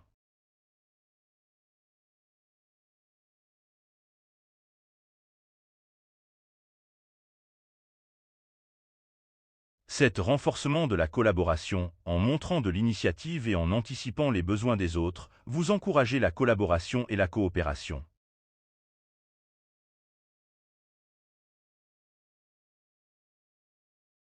Lorsque les membres d'une équipe voient que vous êtes attentif à leurs besoins, ils sont plus enclins à partager leurs idées, à demander de l'aide et à travailler ensemble pour atteindre un objectif commun. Cela favorise un environnement de travail harmonieux et renforce l'esprit d'équipe. 8. Augmentation de la satisfaction client. Si vous travaillez dans un domaine où les clients sont impliqués, montrer de l'initiative et anticiper leurs besoins peut conduire à une satisfaction client accrue. En comprenant les attentes et les préférences de vos clients, vous pouvez fournir un service personnalisé et répondre à leurs besoins de manière proactive. Cela renforce leur confiance envers votre entreprise et les fidélise, ce qui peut conduire à une augmentation des ventes et à une meilleure réputation de l'entreprise. 9. Développement de votre intelligence émotionnelle. Montrer de l'initiative et anticiper les besoins des autres nécessite une certaine sensibilité émotionnelle et une capacité à lire les signaux non verbaux. En pratiquant cette compétence, vous pouvez développer votre intelligence émotionnelle, ce qui vous permettra de mieux comprendre les émotions et les besoins des autres. Cela vous rendra plus empathique et capable d'établir des relations interpersonnelles plus significatives. 10. Réduction du stress et de l'incertitude. Lorsque vous anticipez les besoins des autres, vous réduisez le stress et l'incertitude qui peuvent découler de problèmes inattendus. En prenant des mesures préventives, vous créez un environnement plus prévisible et rassurant, où les autres peuvent se sentir en confiance et en sécurité. Cela contribue à réduire les tensions et à favoriser un climat de travail positif. En conclusion, montrer de l'initiative et anticiper les besoins des autres présente de nombreux avantages tant sur le plan professionnel que personnel. Cela renforce votre valeur, votre influence et votre capacité à créer des relations solides et durables. De plus, cela favorise la productivité, la collaboration et la satisfaction client. En développant cette compétence, vous pouvez améliorer votre intelligence émotionnelle et réduire le stress dans votre environnement de travail. Les 48 lois de pouvoir de Robert Greene. Loi numéro 12. Soyez d'une honnêteté et d'une générosité désarmante. Un acte sincère et honnête compense des dizaines de scélératesses. L'honnêteté et la générosité font baisser la garde des plus soupçonneux. Soyez honnête à bon escient, trouvez le défaut de la cuirasse, puis trompez et manipulez à loisir. Un cadeau offert à propos, un cheval de Troie, aura un effet similaire. La loi numéro 12 des 48 lois du pouvoir de Robert Greene met en avant l'idée d'utiliser l'honnêteté et la générosité comme stratégie pour atteindre vos objectifs. Voici quelques points clés de cette loi. 1. La puissance de l'honnêteté. Selon cette loi, un acte sincère et honnête a le pouvoir de compenser de nombreuses actions malhonnêtes.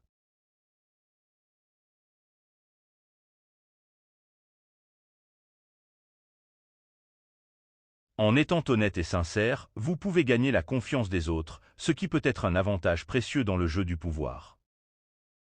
Les personnes qui vous perçoivent comme étant honnêtes sont plus susceptibles de baisser leur garde et de vous accorder leur confiance. 2. La générosité comme outil de manipulation. Cette loi met également en avant l'idée que la générosité peut être utilisée comme un moyen de manipulation. En offrant des cadeaux ou des faveurs à des moments stratégiques, vous pouvez influencer les autres et les amener à vous être redevables.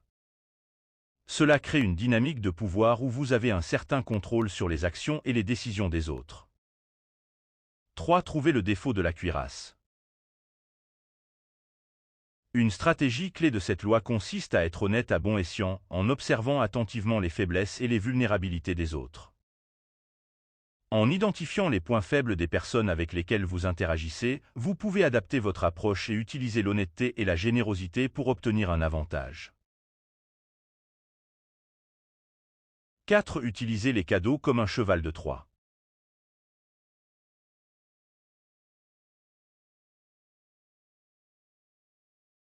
Cette loi met également en avant l'idée d'utiliser des cadeaux ou des gestes de générosité comme un moyen de tromper et de manipuler les autres.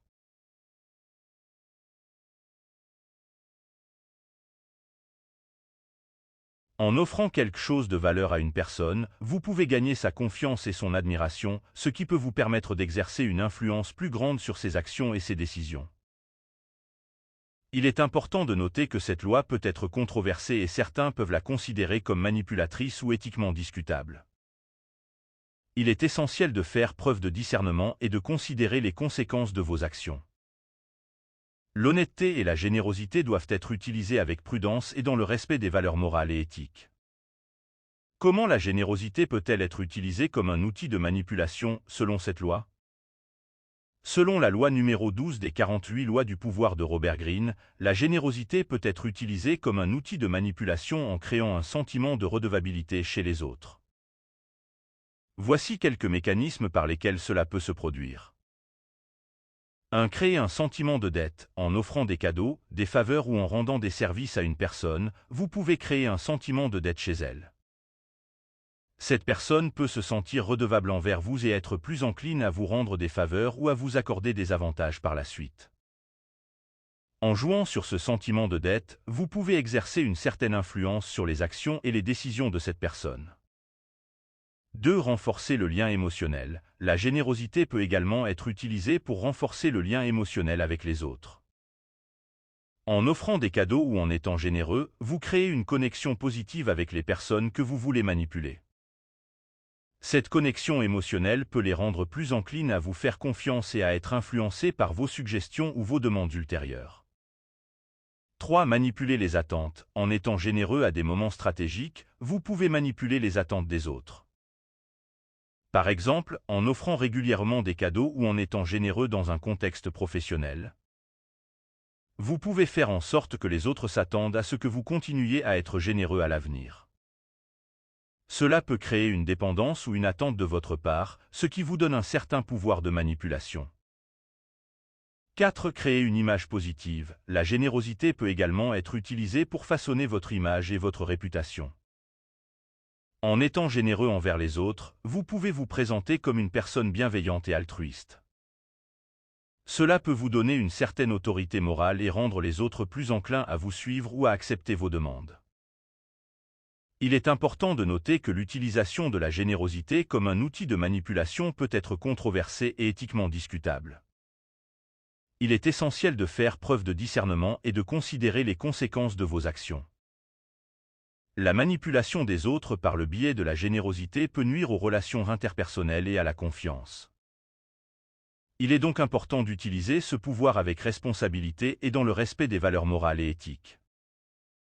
Permettez-moi de vous donner plus de détails sur la façon dont la générosité peut être utilisée comme un outil de manipulation, selon la loi numéro 12 des 48 lois du pouvoir de Robert Greene. 1. Créer un sentiment de redevabilité. Lorsque vous faites preuve de générosité envers quelqu'un, cette personne peut se sentir redevable envers vous. Elle peut ressentir le besoin de vous rendre l'appareil ou de vous accorder des faveurs en retour. En capitalisant sur ce sentiment de redevabilité, vous pouvez exercer une influence sur les actions et les décisions de cette personne. 2. Gagner la confiance et la loyauté. En étant généreux envers les autres, vous pouvez gagner leur confiance et leur loyauté. Les personnes qui bénéficient de votre générosité peuvent être plus enclines à vous faire confiance et à vous considérer comme un allié ou un protecteur. Cela peut vous donner un avantage en vous permettant d'influencer leurs décisions et leurs actions selon vos intérêts.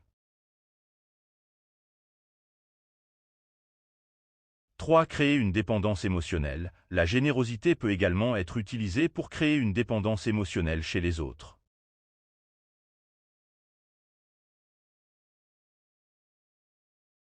En offrant régulièrement des cadeaux ou en étant généreux avec votre temps et votre attention, vous pouvez susciter un besoin chez les autres de recevoir davantage de votre générosité. Cela peut vous donner un certain pouvoir de manipulation en les maintenant attachés à vous émotionnellement. 4. Utiliser la générosité comme un levier de négociation. La générosité peut être utilisée comme un levier de négociation pour obtenir des avantages ou des concessions de la part des autres.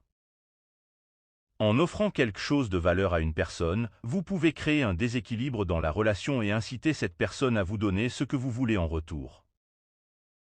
Cela peut être particulièrement efficace dans les situations de négociation où vous pouvez utiliser la générosité comme un moyen de persuasion. Il est important de noter que l'utilisation de la générosité comme un outil de manipulation peut être controversée et éthiquement discutable. Manipuler les autres par le biais de la générosité peut nuire aux relations interpersonnelles et à la confiance. Il est donc essentiel d'utiliser ce pouvoir avec responsabilité et dans le respect des valeurs morales et éthiques. Quels sont les risques éthiques et les conséquences potentielles de l'utilisation de la générosité comme un outil de manipulation ? L'utilisation de la générosité comme un outil de manipulation peut comporter des risques éthiques et avoir des conséquences potentielles, notamment 1. Manipulation des sentiments. En utilisant la générosité pour manipuler les autres, vous exploitez souvent leurs émotions et leurs besoins. Cela peut être considéré comme une manipulation émotionnelle et peut nuire à la confiance et à l'intégrité des relations. Les personnes manipulées peuvent se sentir trahies et utiliser une fois qu'elles réalisent qu'elles ont été influencées par des intentions cachées. 2. Perte de confiance et de respect. Lorsque les autres découvrent que votre générosité était motivée par des intentions manipulatrices, cela peut entraîner une perte de confiance et de respect à votre égard. Les personnes peuvent se sentir trompées et peuvent être réticentes à vous accorder leur confiance à l'avenir. Cela peut avoir des conséquences négatives sur vos relations personnelles et professionnelles. 3. Effet à long terme sur les relations. L'utilisation de la générosité comme un outil de manipulation peut avoir des conséquences à long terme sur les relations. Les personnes qui se sentent exploitées ou manipulées peuvent se détacher émotionnellement et se retirer de la relation. Cela peut compromettre la durabilité et la qualité des relations à long terme. 4. Images négatives. Lorsque votre utilisation de la générosité comme un outil de manipulation est révélée, cela peut ternir votre réputation et votre image. Les autres peuvent vous percevoir comme quelqu'un de manipulateur et peu fiable. Cela peut vous isoler socialement et professionnellement, et vous rendre moins digne de confiance aux yeux des autres. 5. L'impact sur votre propre bien-être. L'utilisation de la générosité comme un outil de manipulation peut également avoir un impact sur votre propre bien-être. En manipulant les autres, vous pouvez vous sentir coupable, hypocrite ou en conflit avec vos valeurs personnelles. Cela peut entraîner du stress et de l'anxiété, ainsi que des répercussions sur votre bien-être émotionnel et mental. Il est important de noter que la manipulation des autres par le biais de la générosité est souvent perçue comme moralement répréhensible. Il est donc essentiel de considérer les conséquences éthiques de vos actions et de faire preuve de responsabilité et d'intégrité dans vos relations avec les autres. Pour aller plus loin, voici d'autres points essentiels connexes sur les risques éthiques et les conséquences potentielles de l'utilisation de la générosité comme un outil de manipulation.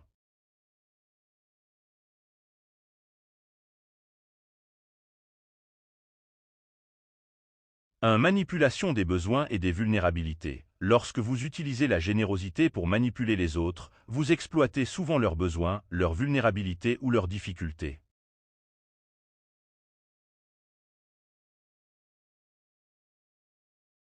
Cela peut être considéré comme une manipulation éthique, car vous profitez de leur situation pour obtenir un avantage personnel. Cela peut causer du tort aux personnes en les éloignant de solutions réelles à leurs problèmes et en les maintenant dans un état de dépendance. 2. Altération de la libre volonté. L'utilisation de la générosité pour manipuler les autres peut restreindre leur libre arbitre et leur capacité à prendre des décisions autonomes. En créant une dépendance émotionnelle ou en suscitant un sentiment de redevabilité, vous pouvez influencer les choix et les actions des autres, les amenant à agir contre leur propre intérêt. Cela va à l'encontre des principes de respect de l'autonomie et du consentement éclairé. 3. Déséquilibre du pouvoir. En utilisant la générosité comme un outil de manipulation, vous créez un déséquilibre du pouvoir dans les relations. Vous pouvez exploiter ce déséquilibre pour obtenir ce que vous voulez des autres, en les incitant à agir en fonction de vos intérêts plutôt que des leurs. Cela peut être considéré comme injuste et contraire aux principes de justice sociale et d'égalité.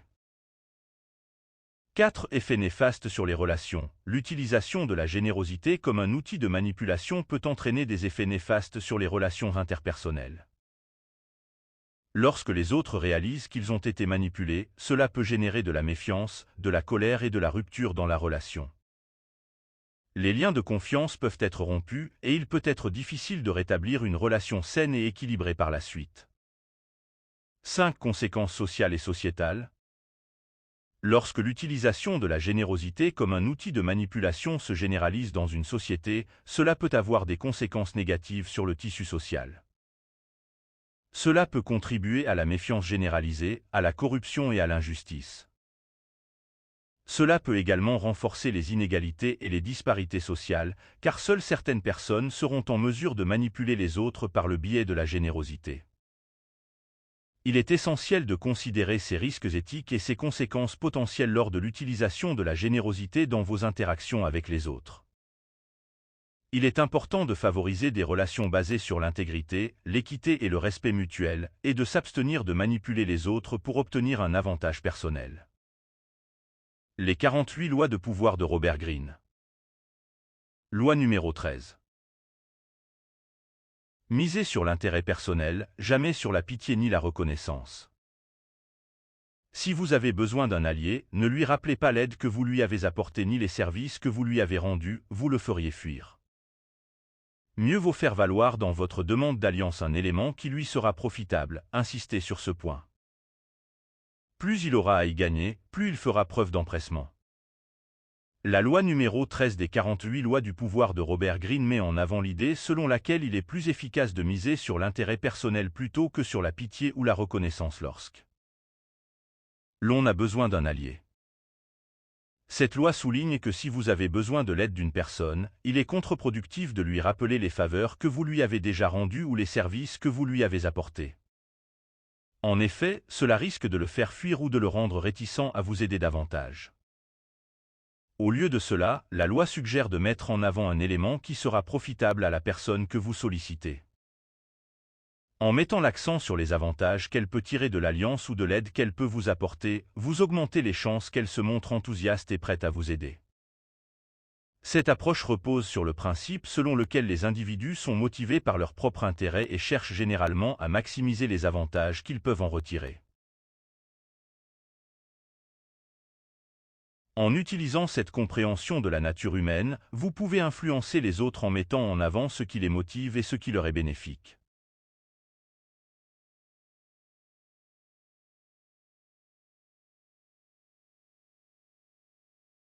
Cependant, il est important de noter que cette loi soulève des questions éthiques.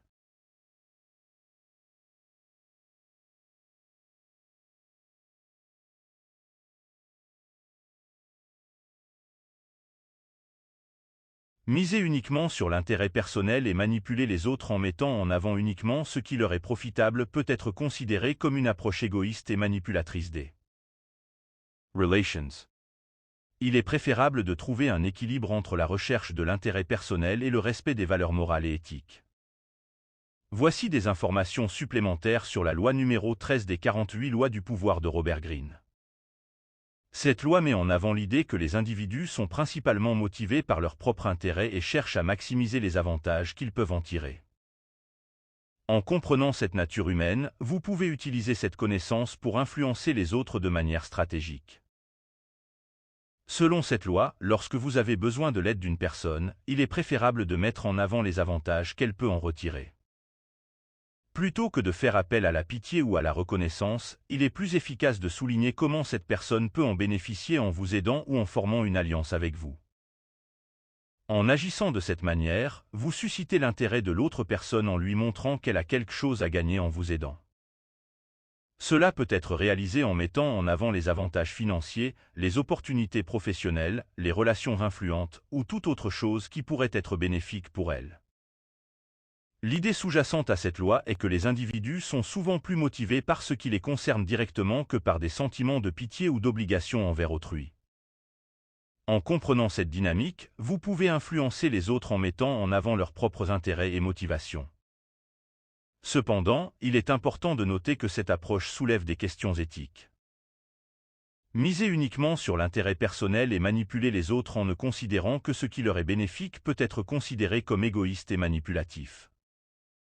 Il est donc important de trouver un équilibre entre la recherche de l'intérêt personnel et le respect des valeurs morales et éthiques.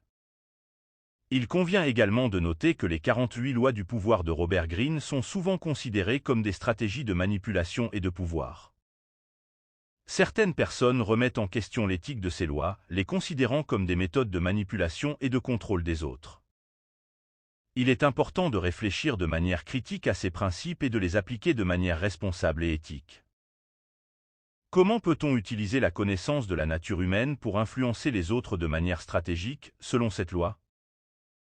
Selon la loi numéro 13 des 48 lois du pouvoir de Robert Greene. Utiliser la connaissance de la nature humaine pour influencer les autres de manière stratégique implique de mettre en avant les avantages qu'ils peuvent en retirer en vous aidant ou en formant une alliance avec vous. Voici quelques exemples de stratégies qui peuvent être utilisées. 1. Identifier les motivations de l'autre personne. Essayez de comprendre ce qui motive l'autre personne et ce qui est important pour elle. Est-ce l'argent, le pouvoir, la reconnaissance, les opportunités professionnelles ou autre chose? En identifiant ces motivations, vous pouvez ajuster votre approche pour mettre en avant ce qui lui est bénéfique. 2. Mettre en avant les avantages tangibles. Lorsque vous sollicitez l'aide ou l'alliance de quelqu'un, mettez l'accent sur les avantages concrets qu'il peut en retirer. Cela peut inclure des gains financiers, des opportunités de carrière, des contacts influents ou tout autre avantage qui peut susciter son intérêt. 3. Soulignez les bénéfices à long terme. Mettez en avant les avantages à long terme que l'autre personne peut obtenir en vous aidant ou en formant une alliance avec vous. Montrez-lui comment cette collaboration peut lui apporter des bénéfices durables et contribuer à l'atteinte de ses propres objectifs.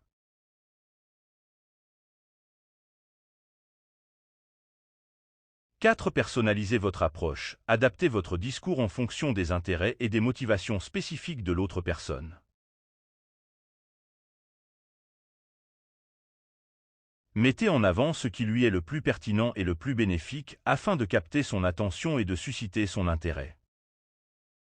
5. Créez une relation gagnant-gagnant. Mettez en avant les avantages mutuels que vous pouvez obtenir en formant une alliance ou en vous aidant mutuellement. Montrez à l'autre personne que vous êtes prêt à contribuer à son succès et à lui rendre des services en retour.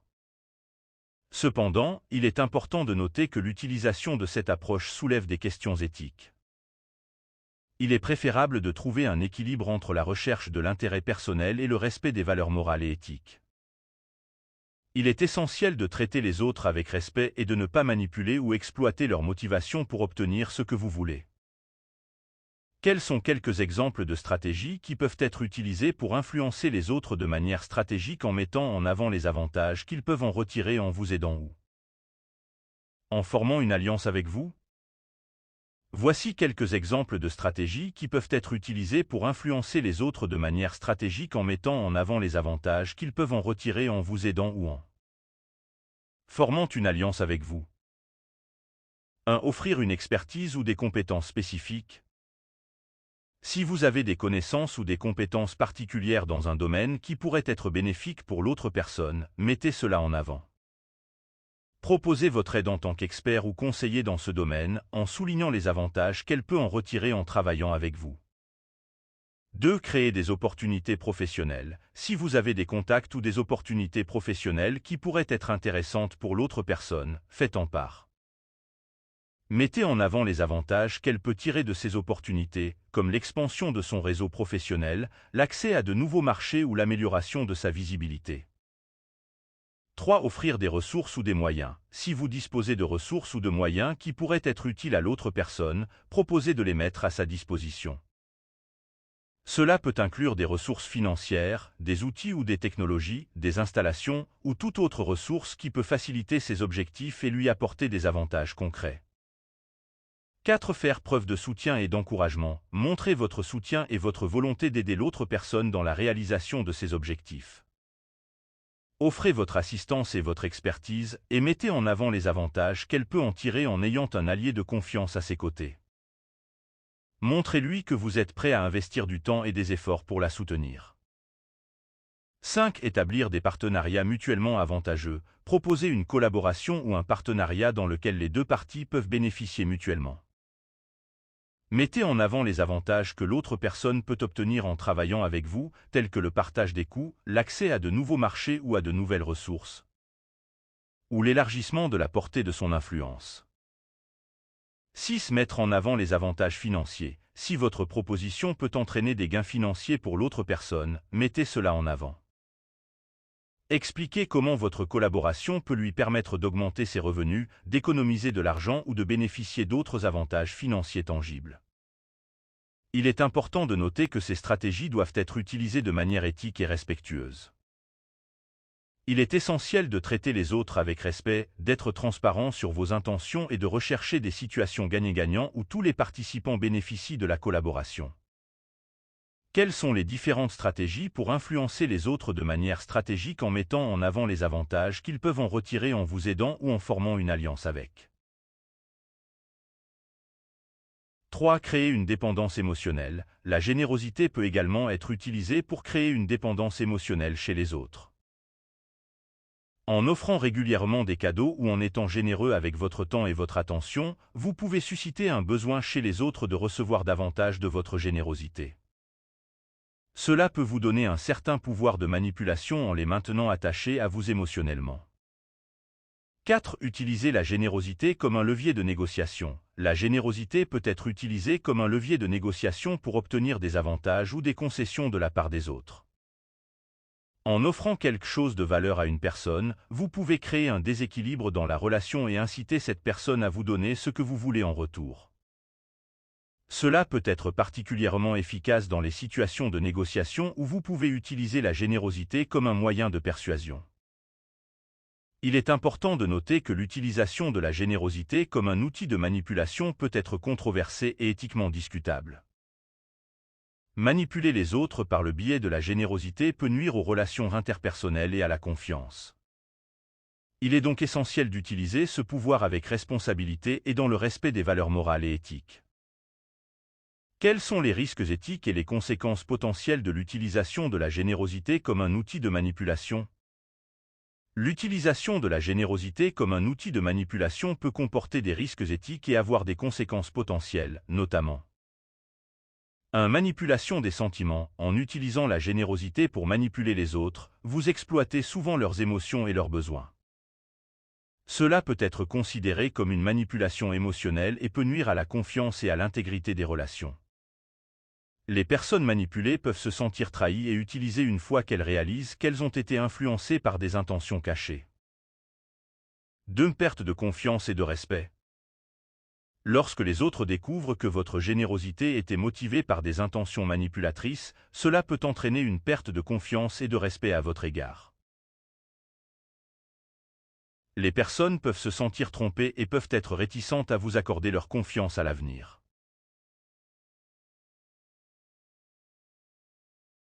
Cela peut avoir des conséquences négatives sur vos relations personnelles et professionnelles.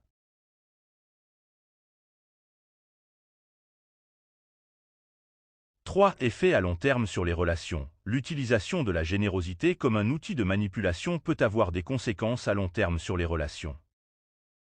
Les personnes qui se sentent exploitées ou manipulées peuvent se détacher émotionnellement et se retirer de la relation. Cela peut compromettre la durabilité et la qualité des relations à long terme. 4. Images négatives. Lorsque votre utilisation de la générosité comme un outil de manipulation est révélée, cela peut ternir votre réputation et votre image. Les autres peuvent vous percevoir comme quelqu'un de manipulateur et peu fiable. Cela peut vous isoler socialement et professionnellement, et vous rendre moins digne de confiance aux yeux des autres. 5. L'impact sur votre propre bien-être. l'utilisation de la générosité comme un outil de manipulation peut également avoir un impact sur votre propre bien-être. En manipulant les autres, vous pouvez vous sentir coupable, hypocrite ou en conflit avec vos valeurs personnelles. Cela peut entraîner du stress et de l'anxiété, ainsi que des répercussions sur votre bien-être émotionnel et mental. Il est important de noter que la manipulation des autres par le biais de la générosité est souvent perçue comme moralement répréhensible. Il est donc essentiel de considérer les conséquences éthiques de vos actions et de faire preuve de responsabilité et d'intégrité dans vos relations avec les autres. Pour aller plus loin, voici d'autres points essentiels connexes sur les risques éthiques et les conséquences potentielles de l'utilisation de la générosité comme un outil de manipulation. 1. Manipulation des besoins et des vulnérabilités. Lorsque vous utilisez la générosité pour manipuler les autres, vous exploitez souvent leurs besoins, leurs vulnérabilités ou leurs difficultés. Cela peut être considéré comme une manipulation éthique, car vous profitez de leur situation pour obtenir un avantage personnel. Cela peut causer du tort aux personnes en les éloignant de solutions réelles à leurs problèmes et en les maintenant dans un état de dépendance. 2. Altération de la libre volonté. L'utilisation de la générosité pour manipuler les autres peut restreindre leur libre arbitre et leur capacité à prendre des décisions autonomes. En créant une dépendance émotionnelle ou en suscitant un sentiment de redevabilité, vous pouvez influencer les choix et les actions des autres, les amenant à agir contre leur propre intérêt. Cela va à l'encontre des principes de respect de l'autonomie et du consentement éclairé. 3. Déséquilibre du pouvoir. En utilisant la générosité comme un outil de manipulation, vous créez un déséquilibre du pouvoir dans les relations. Vous pouvez exploiter ce déséquilibre pour obtenir ce que vous voulez des autres, en les incitant à agir en fonction de vos intérêts plutôt que des leurs. Cela peut être considéré comme injuste et contraire aux principes de justice sociale et d'égalité. 4. Effets néfastes sur les relations. L'utilisation de la générosité comme un outil de manipulation peut entraîner des effets néfastes sur les relations interpersonnelles. Lorsque les autres réalisent qu'ils ont été manipulés, cela peut générer de la méfiance, de la colère et de la rupture dans la relation.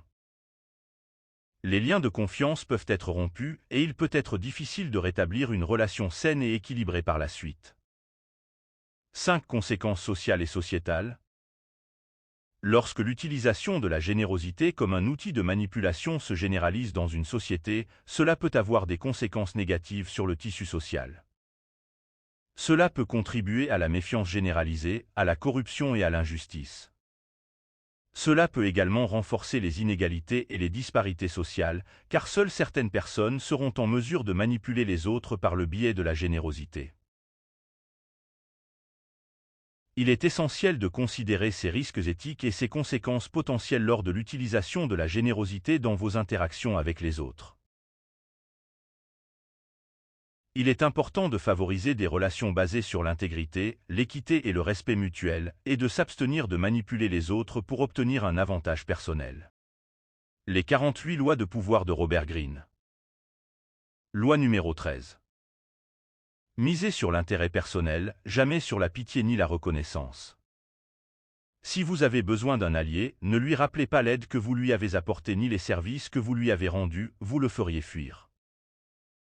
Mieux vaut faire valoir dans votre demande d'alliance un élément qui lui sera profitable, insistez sur ce point.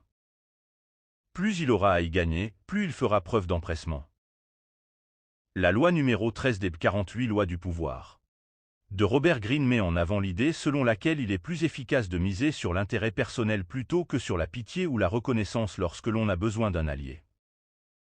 Cette loi souligne que si vous avez besoin de l'aide d'une personne, il est contre-productif de lui rappeler les faveurs que vous lui avez déjà rendues ou les services que vous lui avez apportés. En effet, cela risque de le faire fuir ou de le rendre réticent à vous aider davantage. Au lieu de cela, la loi suggère de mettre en avant un élément qui sera profitable à la personne que vous sollicitez. En mettant l'accent sur les avantages qu'elle peut tirer de l'alliance ou de l'aide qu'elle peut vous apporter, vous augmentez les chances qu'elle se montre enthousiaste et prête à vous aider.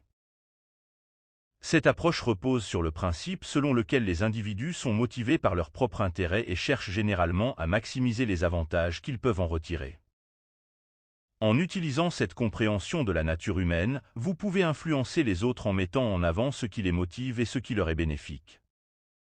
Cependant, il est important de noter que cette loi soulève des questions éthiques. Miser uniquement sur l'intérêt personnel et manipuler les autres en mettant en avant uniquement ce qui leur est profitable peut être considéré comme une approche égoïste et manipulatrice des relations. Il est préférable de trouver un équilibre entre la recherche de l'intérêt personnel et le respect des valeurs morales et éthiques. Voici des informations supplémentaires sur la loi numéro 13 des 48 lois du pouvoir de Robert Greene. Cette loi met en avant l'idée que les individus sont principalement motivés par leur propre intérêt et cherchent à maximiser les avantages qu'ils peuvent en tirer. En comprenant cette nature humaine, vous pouvez utiliser cette connaissance pour influencer les autres de manière stratégique. Selon cette loi, lorsque vous avez besoin de l'aide d'une personne, il est préférable de mettre en avant les avantages qu'elle peut en retirer. Plutôt que de faire appel à la pitié ou à la reconnaissance, il est plus efficace de souligner comment cette personne peut en bénéficier en vous aidant ou en formant une alliance avec vous. En agissant de cette manière, vous suscitez l'intérêt de l'autre personne en lui montrant qu'elle a quelque chose à gagner en vous aidant. Cela peut être réalisé en mettant en avant les avantages financiers, les opportunités professionnelles, les relations influentes ou toute autre chose qui pourrait être bénéfique pour elle.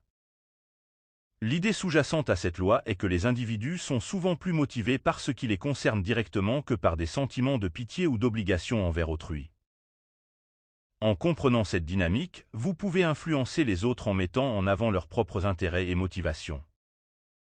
Cependant, il est important de noter que cette approche soulève des questions éthiques. Miser uniquement sur l'intérêt personnel et manipuler les autres en ne considérant que ce qui leur est bénéfique peut être considéré comme égoïste et manipulatif. Il est donc important de trouver un équilibre entre la recherche de l'intérêt personnel et le respect des valeurs morales et éthiques. Il convient également de noter que les 48 lois du pouvoir de Robert Greene sont souvent considérées comme des stratégies de manipulation et de pouvoir. Certaines personnes remettent en question l'éthique de ces lois, les considérant comme des méthodes de manipulation et de contrôle des autres. Il est important de réfléchir de manière critique à ces principes et de les appliquer de manière responsable et éthique. Comment peut-on utiliser la connaissance de la nature humaine pour influencer les autres de manière stratégique, selon cette loi? Selon la loi numéro 13 des 48 lois du pouvoir de Robert Greene. Utiliser la connaissance de la nature humaine pour influencer les autres de manière stratégique implique de mettre en avant les avantages qu'ils peuvent en retirer en vous aidant ou en formant une alliance avec vous. Voici quelques exemples de stratégies qui peuvent être utilisées. 1. Identifier les motivations de l'autre personne. Essayez de comprendre ce qui motive l'autre personne et ce qui est important pour elle. Est-ce l'argent, le pouvoir, la reconnaissance, les opportunités professionnelles ou autre chose? En identifiant ces motivations, vous pouvez ajuster votre approche pour mettre en avant ce qui lui est bénéfique. 2. Mettre en avant les avantages tangibles. Lorsque vous sollicitez l'aide ou l'alliance de quelqu'un, mettez l'accent sur les avantages concrets qu'il peut en retirer. Cela peut inclure des gains financiers, des opportunités de carrière, des contacts influents ou tout autre avantage qui peut susciter son intérêt. 3. Soulignez les bénéfices à long terme. Mettez en avant les avantages à long terme que l'autre personne peut obtenir en vous aidant ou en formant une alliance avec vous. Montrez-lui comment cette collaboration peut lui apporter des bénéfices durables et contribuer à l'atteinte de ses propres objectifs. 4. Personnalisez votre approche. Adaptez votre discours en fonction des intérêts et des motivations spécifiques de l'autre personne. Mettez en avant ce qui lui est le plus pertinent et le plus bénéfique afin de capter son attention et de susciter son intérêt.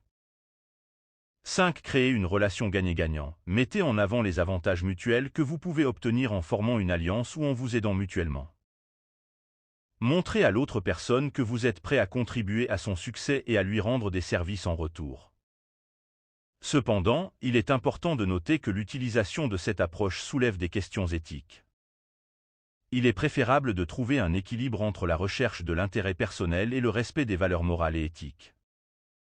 Il est essentiel de traiter les autres avec respect et de ne pas manipuler ou exploiter leurs motivations pour obtenir ce que vous voulez.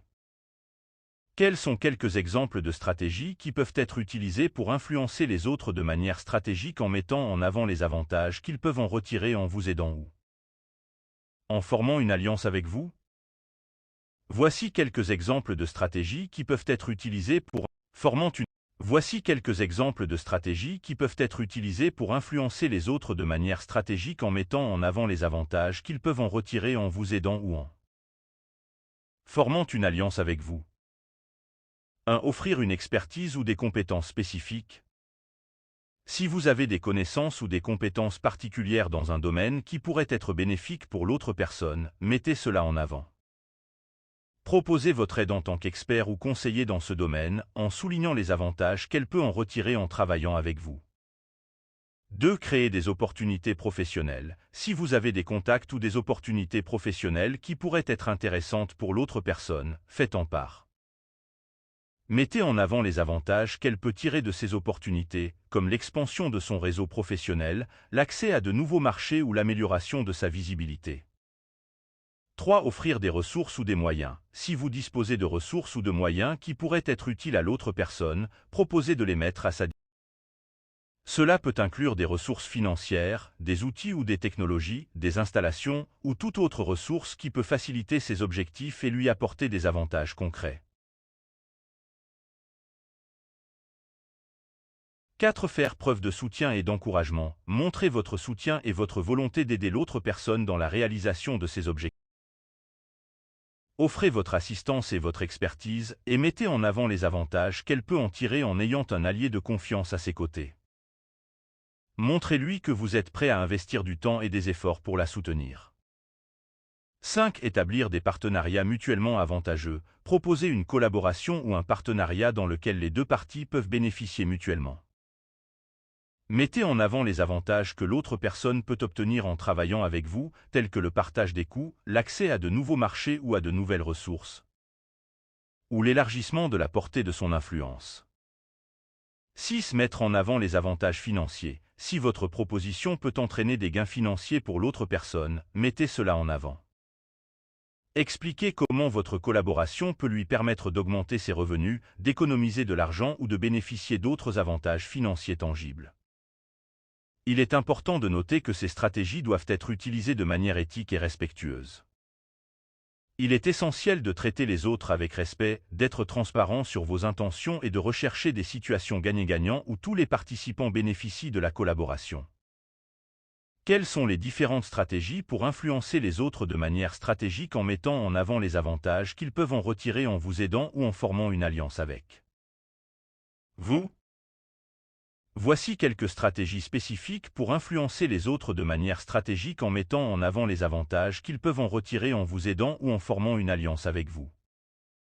1. Offrir des opportunités de croissance. Mettez en avant la possibilité pour l'autre personne de se développer personnellement ou professionnellement grâce à votre aide ou à votre alliance. Cela peut inclure des opportunités de formation, de mentorat, de réseautage ou d'accès à de nouvelles expériences enrichissantes. 2. Fournir une reconnaissance et une visibilité. Mettez en avant la manière dont l'autre personne peut bénéficier d'une plus grande reconnaissance et visibilité en travaillant avec vous ou en formant une alliance. Cela peut inclure la possibilité d'être associé à votre réputation ou à votre marque, d'être présenté à des contacts influents ou d'être mis en avant dans des événements ou des publications. 3. Proposer des solutions aux problèmes. Identifier les problèmes ou les défis auxquels l'autre personne est confrontée et proposer des solutions concrètes. Mettez en avant les avantages qu'elle peut obtenir en vous aidant à résoudre ces problèmes, tels que l'amélioration de son efficacité, la réduction des coûts ou l'augmentation de sa productivité. 4. Créer des partenariats stratégiques. Identifiez les domaines où vous pouvez compléter les compétences ou les ressources de l'autre personne et proposer un partenariat stratégique. Mettez en avant les avantages de cette collaboration, tels que le partage des risques, l'accès à de nouveaux marchés ou la création de produits ou de services complémentaires. 5. Fournir un soutien émotionnel. Montrez votre empathie et votre compréhension envers les défis ou les difficultés auxquelles l'autre personne est confrontée. Mettez en avant la manière dont vous pouvez lui apporter un soutien émotionnel, tel que l'écoute active, les encouragements ou les conseils bienveillants. Soulignez les avantages de cette relation de soutien pour son bien-être et sa confiance en soi.